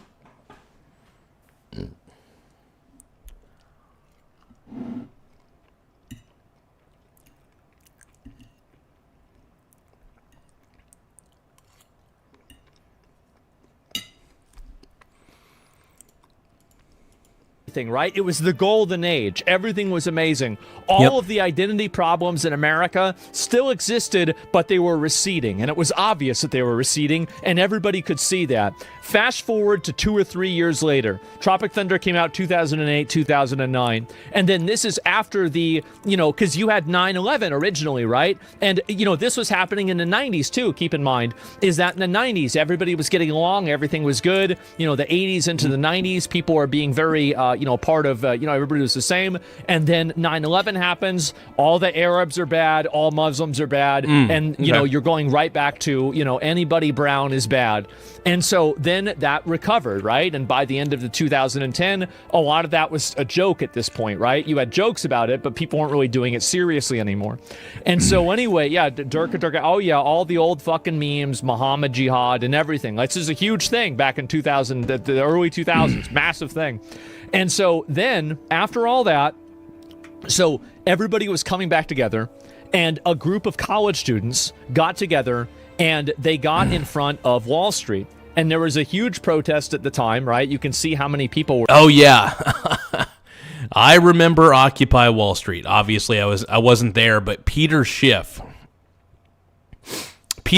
went down and actually talked to a bunch of these occupiers, basically. These people who were crowding Wall Street in protest. And they're saying, we're the 99%. It's like, yeah, the reason that you're the 99% and you're, you guys could be in a better position, by the way. You guys could have been in a better position if you wouldn't have been mindless drone consumers. Stop being a mindless drone, dude. Stop being a mindless drone consumer. And Come on, man. There was a coordinated mainstream media approach to delegitimize this protest. That one of the biggest, I think, turncoats in it was Stephen Colbert, if you can believe that, because you'd assume this guy... I think that really, I go back and I think about it, the guy was always kind of an asshole, but, I try to give Stephen Colbert a pass because he likes Lord of the Rings, okay? Like, I'm a little bit biased here. But either way, they made a fool out of the Occupy Wall Street people, but this was the first time. Look at these things here. Let's up, see. America, tax Wall Street, tax the rich. We are the 99%. Dear 1%, we fell asleep for a while. We just woke up, the 99%. The elites and the rich people in the country saw that, and they said, we've got to put these fuckers back to bed. And so what they did after 2011 is whenever all of the identity politics came in. So the goal, Asman's conspiracy theory here, it kind of makes sense, but I see where he's going with this. The elites didn't want to be the enemy of the 99%, and who would? Because these people are animals, right? These people who were at the Occupy Wall Street are total animals, right? They were trying to hurt the rich. Okay. I always think about it as if I'm the rich guy. But no. So what they did, they were like, what if we made them fight each other? What if we made all these people just fight each other? Let's separate them into red versus blue. Let's make them upset about the differences they have. And I will admit, in a lot of ways, social media killed the Occupy Wall Street movement, and I'm going to tell you why. I'm going to tell you why it did before Asman Gould says anything more. And by the way, I'm not against poor people. I want to let everybody know that. I think that sometimes there's this attitude, and I feel it's unfounded, that, hey, let's just blame anybody who's rich for all of our problems. Well, how about this? How about you blame yourself for having a gambling problem? How about you blame yourself for not maybe investing a little bit? How about you blame yourself for all the bad decisions you made? Just blame yourself. It's that simple. It really is. Like, once I did that in my life, and I know it sounds like I'm preaching on a soapbox right now, but once I did that in my life, I just basically admitted that most of the shit I was doing was stupid. And then I took the time and I figured out what shit was I doing that was stupid. And what shit can I do that is smart? Like, it's that simple. Like, what actions do I need to take? What things do I need to stop doing? Smoking was a big thing for me. Quitting smoking was so difficult for me. I never fully quit, by the way. I occasionally have a couple dregs of cigarettes from time to time when I get white girl wasted drunk. I'll admit that. But yeah. So, like, I don't, like... But I do believe that a lot of people who are in a bad situation financially... If you were to look at their spending habits, you would see that they are the problem. Watch Caleb Hammer's financial audit of millennials. You find that 95% of the time, it's millennials who have poor spending habits. They have a ton of student loans. They go to Disneyland every fucking weekend. They buy overly expensive dinners at restaurants. They just have poor spending habits. They never took the time to invest. All they do is once they get their paycheck, they spend it all on stupid shit, right? So a lot of the time, the reason that most people are poor, and like I'm going to say 95% of the time. 95% of the time, the people who are complaining about being poor, it's their own doing. It's because they have a spending problem. They spend their paycheck either before they get it, by the way, which is why I can't stand those little, hey, we're going to pay you in advance right before you get your paycheck. You know what I mean? No, that's fucking stupid. Stupid. It's dumb. You don't want to live like that. You got to make a choice, man. I tell everybody, you got to make a choice. Do you want to live in poverty? Because you can. You really can. And the best way to live in poverty is constantly spend your money every time you get it or right before you get it. Because if you're living to paycheck to... if you're living paycheck to paycheck majority of the time, it is your fault. You need to start fucking buckling down and figuring out why you're spending money on so much bullshit. And a lot of the time, millennials, if they really took the time... And I used to do this too. I used to really suck with money. I did. When I was younger, I was so terrible with it. And it took me, it really took me taking the moment to be like, God, I'm so bad with this. I'm so shitty with money. Once I realized I was shitty with money, man, I just kind of, things started, once I started admitting my faults, and once I started really blaming myself for where I'm at in life, if things just started to click. I wasn't holding on to any identity, you know? Because sometimes when you don't blame yourself, you hold on to certain identities. But when you start blaming yourself, those identities that were holding you back within yourself go away, right? So when you start admitting to yourself that, damn, bro, you were humiliating yourself for views a month ago. I don't give a shit. Do you think I give a shit? I love putting mustard on my head. I'm a freak, dude. I'm like G-rated. I'm like top G. I'm top G-rated P. Diddy. Top G-rated P. Diddy. All right? That's what I am. Top G. I'm a top G. Top G. God damn it. I'm a freaking genius. Anyway, what I'm trying to get to is this. I'm going off on a diatribe. Sorry about that. What I'm trying to say is the reason that the majority of people are poor is this. It's bad. It's seriously bad spending habits. If you were to like boil it down, I'm telling you, it's bad spending habits. You can easily, I'm serious. You can cut your grocery bill in half by just making a list of what you're going to get at the grocery store and focus on that list. A lot of the times, and I'm guilty of this, by the way, I do this sometimes still. I'll go to the grocery store without a fucking list, and I'll end up buying other shit I probably shouldn't get. Now, don't get me wrong. I think it's good if you see a really good deal on something and you know you're going to eat it, fine, buy it. But it's really good to bring a list anyway. Even if you end up buying a couple extra things that are on the list, you still narrow it down, and you don't spend as much as you usually would. If you have no list, there's almost no limit, right? So my focus is this. What are you spending your money on? How many useless, stupid subscriptions do you have? And this is an honest question. How many useless subscriptions do you have? Never shop when you're hungry. Nate Dogg's got a point there. Never shop when you're hungry. It's a good call. Because everything looks good. But no, I find that when I go to a store, and if I'm kind of like haphazardly going through the aisles and just being like, I don't know what I need to get. Do I need to get milk? Do I need to get this? Oh, there's this. There's Pop-Tarts. I'm going to grab these Pop-Tarts. You know, so I think it's good to be a little organized when you're going to the grocery store. So I think that's, if you guys want a little fatherly, I wouldn't say fatherly advice. My name's Father Michael.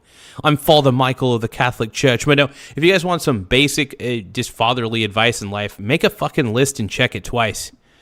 Santa Claus is a role model for me. He checked he made a list and he checked it twice. You know, you guys need to be more like Santa Claus, god damn it. Make a grocery list and check it twice. All right? You know I'm right. No, but really what I'm getting at is a lot of habits. And by the way, I'm not even saying this to be a dick, by the way. I mean, the way I talk, I kind of sound like a dick. I'm not going to lie. I kind of sound like a prick. But, I mean, I'm actually coming from a good place, shockingly. And the place that I'm coming from is this. I want to see people succeed. I don't want to see people overspend. If you're living paycheck to paycheck, I mean, you got to look in the mirror and admit that you're the problem. There are unique circumstances where people have no other choice. Where they have, and by the way, if you got yourself into debt, you have to look yourself in the mirror and be like, I'm responsible for this debt. I put myself here, right? So, yeah. I don't know, man. It's crazy. It's just the way I look at it, though. It's the way I see things. I'll admit I got a strange point of view on the world. I do. It's an odd one. Because I'm a top G. Top Gs have unique perspectives. It's really good, by the way.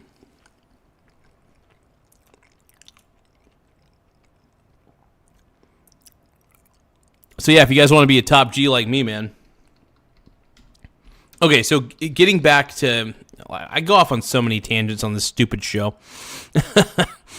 One other thing I want to get at, and I'm going to read your comment, by the way, Mr. Venifila, Delirium. Yeah, but here's the thing. When you got to take care of other people who aren't working for whatever reason, you don't have control over your spending. You do have control over your spending, even in that situation, by the way. Believe it or not, you do. And you yourself can't just give that other person a job, even if you want to. I went years without buying myself shit. Sometimes you have to do that. Yeah. I think I wanted for years because I was helping a loved one. Hey, look, honestly, here's the thing. If you're helping a loved one and they're not working, they deserve the minimum of the minimum. I'm not even saying that to be a prick. If somebody's not working, and if they need food to survive, if they're not working, for example, sign them up for food stamps or something. You can't just by the way, you can't let loved ones just leech off of you, right? I'm serious. You don't have to let loved ones leech off you. They can leech off the government. You know, there's plenty of programs for people. If, like, for instance, if you have a loved one and they don't have a job, for whatever reason, whether it's disability or whatever, try to get them signed up for disability, try to get them signed up for something. So that way you don't have to keep paying out of pocket for their life, right? Find a way to give yourself an advantage. Don't play the victim. Don't play the victim here. Because while you're helping your loved one, sure. Well, there's other people you have to feed, sure. But you still, if they have to eat generic cereal, so like if they eat Frosted Flakes, but maybe great value dandruff flakes are less money, get them the cheaper option. Beggars can't be choosers. And this is a good lesson. Beggars can't be choosers. If they have to eat generic cornflakes, they have to eat generic cornflakes, man. Because here's the thing: if you want to get your life on track, you have to actually be considerate of how much you're spending. A lot of people's money problems are because of themselves, because they can't say no to a loved one, or they, because sometimes you got to grow a pair, man. And I'm not, like I said, I know I sound like a dick, but grow a pair. Tell your loved one, hey, guess what? If you want Frosted Flakes, you're getting great value dandruff flakes today, okay? And when I say dandruff flakes, I mean just like whatever great value brand Frosted Flakes generic shit they got.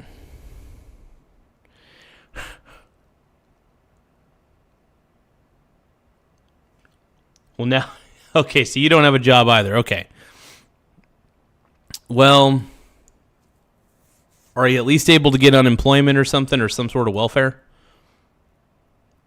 Make sure that you're doing that. You still gotta focus on your bottom line, man. I know you're doing the best you can, bro. I know you're doing the best you can. I get it. Wow. Okay, so we're gonna keep watching Asmund. That is whenever all of the tone policing came in. That is whenever... And hey, maybe you're part of the 5% that I was talking about. By the way, maybe you're part of the 5% that I was talking about, where it's like, 95... I will admit, I've met lots of people, and 95% of these people, they really are the problem. Like, they are legitimately the problem. Now, you might be in the 5%. There's a possibility. You might be in the 5% of those people who just... You're just in a shit situation. And by the way, I am trying to be...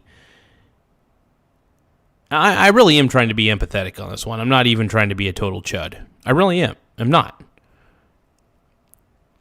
I am trying to be understanding, though. That's why I'm hearing you out, dude. That's why I'm hearing you out.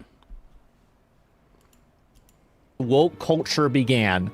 And they did that in order to... But anyway, the rich wanted to divide... So the rich people wanted to divide people into different groups, so that way they would focus on their differences rather than what made them the same. So if you voted Republican, they would do whatever they could to make Democrats see you as the enemy for voting Republican, and vice versa in a lot of ways.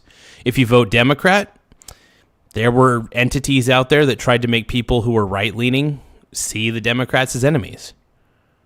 Absolutely. So it really is a divide and conquer strategy, and I got to admit,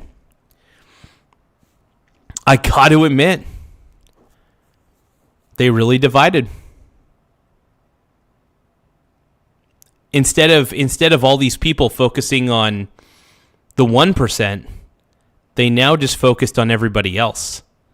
They focused on people who are Democrat or Republican or whatever, and I think a lot of it had to do with social media. Social media groups, man, those are the most polarizing places. People always say that Trump caused the polarization. No. If anything, the one thing that caused the polarization in society was Facebook groups. It was all these Karens getting together and basically saying, I'm a Democrat, and if you vote Republican, you're evil, and vice versa. It goes the same way for the right-leaning people. Sometimes right-leaning people do that. I feel like it happens a little more on the left, but it happens on the right too. So both sides see each other as the enemy. And instead of, I don't know, it's just what we're seeing here. We're at a certain point. We're at a certain point, man, in society. And I don't know how to...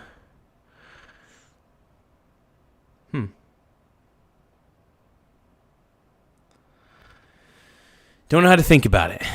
Because you can see also, like, you look at a lot of these people, right? These are all primarily, like, there's white people here. There's, I don't know, like maybe Hispanic here. There's men, women. This guy's, I think he doesn't look white either. This is a completely non-racial movement. It was not a, movement of any one particular group of people. It was primarily young people because a big factor was student loans, but everybody was being affected by this. It was. And so you've got a ton more of this stuff here. Occupy Wall Street. Yeah, look at this. Kanye West, Russell Simmons lends support to Occupy Wall Street protesters. There he is, man. Yep, and look at again. Look at also, this is how it used to be. Look at what he's got right there. American flags.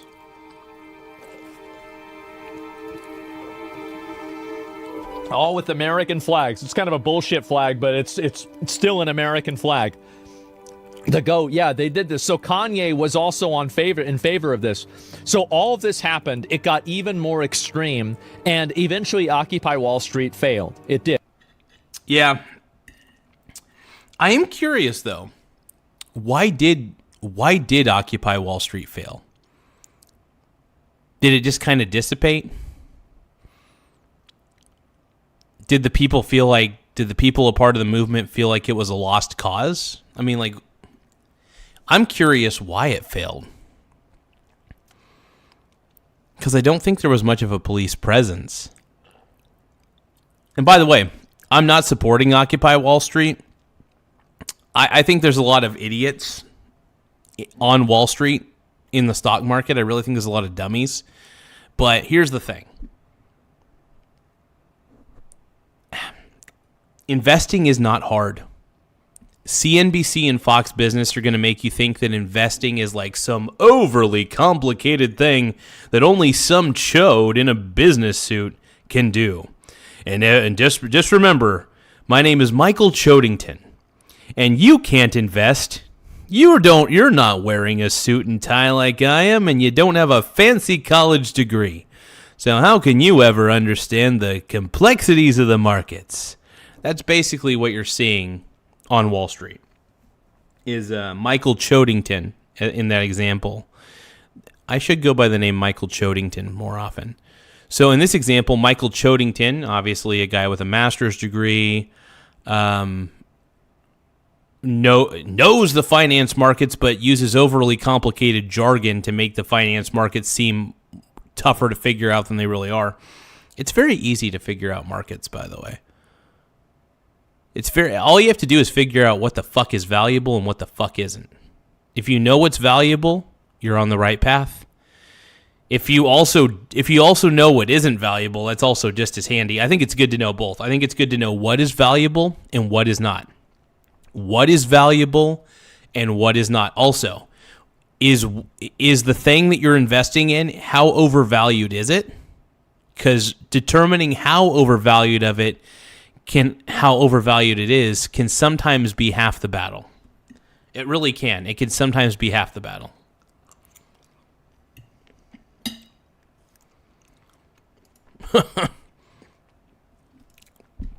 Tim Smith is asking, is this channel music reactions Madonna equals views? Like a virgin, touched for the very first time.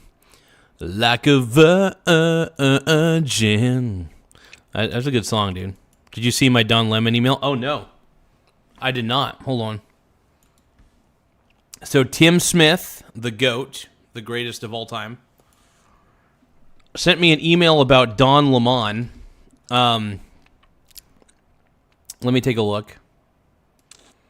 I'm pulling it up. My brony bro. My pink brony bro. And a dance at the gay club. Oh my God. I'm just having fun.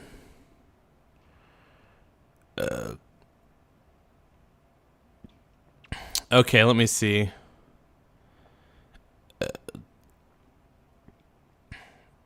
Oh shit. Yeah, that one slipped through the cracks. Let's see. So Mr. Tim Smith sent me an email on the 30th that actually slipped through the cracks. Let me take a look at it.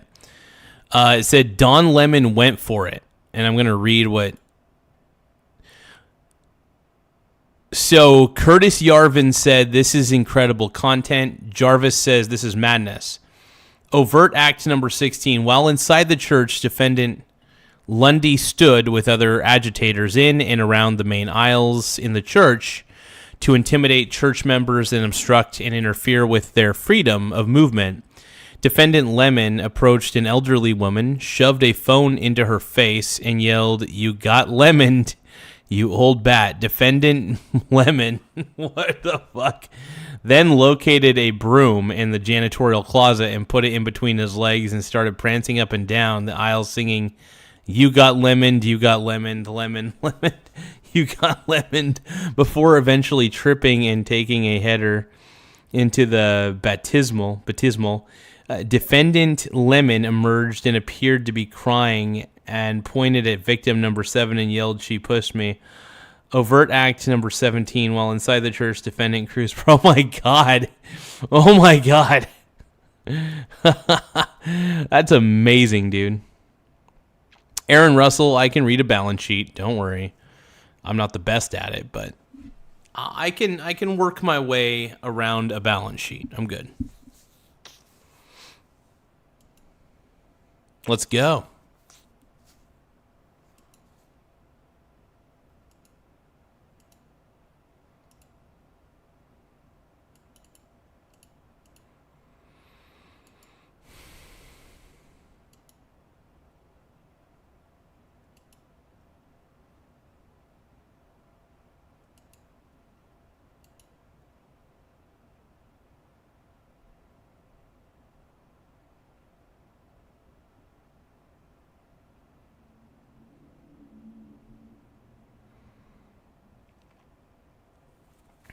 Let's see. Gaming Bonnie says, "Hi, traitor. Hi, disgusting agitator."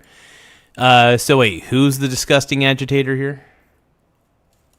You talking to me? You talking to me? Am I an agitator? Tim Smith says, "I was hoping the Epstein files would have more either receipts or recipes." I'm assuming recipes. I need ideas for Super Bowl snacks. Oh, Tim Smith. Oh, man. All I know, dude, is I'm very, very excited for the Seahawks. I really think that the Hawks are going to win it all on this one. Yeah, my prediction is I think the Seahawks are going to win. I think it's going to be 31. I think it's going to be 31-17. That's what I believe. Actually, I take that back. 34. Seahawks 34. Patriots 17. That's my prediction. I think that the Seahawks are their defense is going to overwhelm Drake May to a point where I don't think Drake May can pull it off, dude. And Sam Darnold, man, I think he's going to shine. I think Sam Darnold is very determined to prove that he's not a choke artist. Dude, Patriots aren't winning, dude. Patriots are not winning, bro. But go Seahawks, go Hockeys. I want my Hockeys and my Cockies, all right? I want the Hockeys and the Cockies. The khakis. Wall Street is still not occupied. And so, as he tying a screenshot, well, I'll explain. So basically, it was gaining a lot of momentum. So what they did is they injected the political culture with a bunch of identity politics. Now it's about being trans, being gay, being non-binary, being black, being white, lived experience, and they created all of this vocabulary in order to Yep, it's called a woke vocabulary. Is what it's called, the woke vocabulary. People to divide each other. Yep. Because back then, the policy was to just deport all illegal aliens. This was the policy of, Nancy Pelosi, Joe Biden, probably Donald Trump also, but Bernie Sanders, Obama. Like, everybody thought this. And so this was the closest that we have ever come, anybody has ever come, to actual class consciousness. If you guys can, though, tap the subscribe button. The more subscribers we get, the better. It does help the channel grow, so don't forget to tap the subscribe button. It really helps a lot. If you love Asmongold as much as I do, tap the subscribe button. If you guys think that Jeffrey Epstein is a terrible human being, tap the subscribe button as well. Let's go, dude. Business. It was. This is the closest that it's Let's ever roll. happened. And you can see here, there's white people, black people, even celebrities that are there at these events. And all of this happened. And then after it failed, then everything was gay. Everything was trans. Everything was... Do you guys think that Occupy Wall Street itself caused everybody to be gay and trans? I wonder if that Occupy Wall Street, everybody got together and they're like, God, we're so gay. Why are we doing this? Why are we occupying Wall Street? We're just too gay for this world, so we're just going to be gay. We're gonna get mad at anybody who gets mad at our woke-cabulary. The woke-cabulary. I love it. Was racial. Everything was some sort of identity. It was men and women and rape culture and all this stuff. And I think this happened on purpose. I think this was a top-down initiative that was done top-down in order to think Occupies Wall Street. You don't get it? It's a phase? Well, apparently it was. And so... It was a phase. It was done, and this is a conspiracy theory. It is. But you know what makes my conspiracy theory a little bit more valid? When during Occupy Wall Street, one of the richest and most influential people, Jeffrey Epstein, met with one of the other people that was running a website that a lot of people were discussing politics on. Mm-hmm. And then as a result of that, potentially, we don't know if this is a causal factor. It might have been, just a coincidence. But during Occupy Wall Street, Poll was born. Yep. You see that? Interesting. Can you believe that? That's nuts. Holy shit. Was Gamergate also a result? Gamergate was a result. It absolutely was. Gamergate was the first really big cultural flashpoint. Because a lot of people, and the reason why is because, again, keep in mind where Gamergate came from. Gamergate was overwhelmingly supported by Reddit. Everybody everywhere was supportive of Gamergate. If you go back and you look at this makes me want to go on videos 4chan. Of Gamergate from 2014, every single YouTube video is massively positive about Gamergate. Everybody supported it. And so the reason why it changed is because the media intentionally misled everybody about it. That's kind of interesting. 4chan.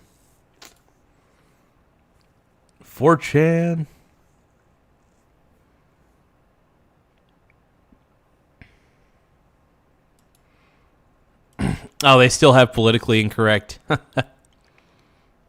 And crazy.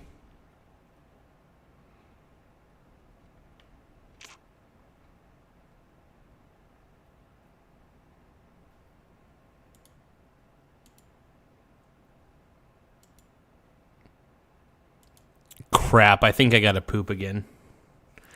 I think I might have to take a number 2 again, you guys. I'm not sure yet. I'm going to try to hold it in, though. I don't know about that. I'm going to try to hold it in. Even against Gamergate?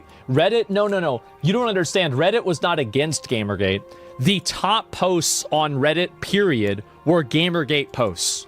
It dominated the entire website. It's not like this was part of the website. It's not like, oh, there were some people that agreed with this. No, this was the overwhelming absolute culture. Yeah, Reddit pushed it. Yeah, like whenever somebody, Reddit, like I'm trying to remember some of the guys, Reddit is Grade so A, woke. Under A, Keemstar, a lot of those old drama YouTube people, whenever they made a video about it, Mr. Medica, remember him? Remember Jim, right? Jim was a huge one. And so whenever one of those guys made a video, Total Biscuit, this was at the top. Like, this is what I mean whenever I say the top of Reddit. You go to r/all, and instead of this hot chick, it's actually... I actually think that Facebook and Facebook groups, I think Facebook in general, I think social media caused the division. I mean, I think people on social media cause the division, obviously. But how do I explain this? I think when people get into echo chambers, I think that's when things get really bad. I think that's when society degrades, when everybody gets in their own echo chambers. And granted, I'm in my own echo chamber right now. Technically, I'm not in a full echo chamber because if I were, I wouldn't have so many woke people in my chat. I do get a lot of woke people coming in here. Song Jones, how's it going, my brony? It's a video about Gamergate. So I think I might end the stream here. I'm a little bit tired. I've already been streaming quite a bit today, but I want to thank everybody for taking the time to join the show. Thank you, Nate Dogg, my boy, for the happy poop yum yums and chatting in. I appreciate it, man. Thank you, Song Jones, for chatting in. Just ending up here late. That's okay. Appreciate all you guys. I need to take another number 2, but I don't feel like making you guys wait on me, so I'm just going to end the stream. Before I end the stream completely, don't forget to tap the like button. Don't forget to tap the subscribe button. The more subscribers we get, the better. So please, for the love of God, tap the subscribe button. It helps so much. And the more subscribers we get, the better. The sexier it gets, the sexier I feel. So please subscribe and then simp-scribe. Simp. I want you to simp-scribe to Daddy. To Zaddy. Okay, I'm losing my mind. I'm out of... Anyway, I got to go take a crap. I love you guys. Thank you so much. And, squadala. I'm jacking off. I'm not jacking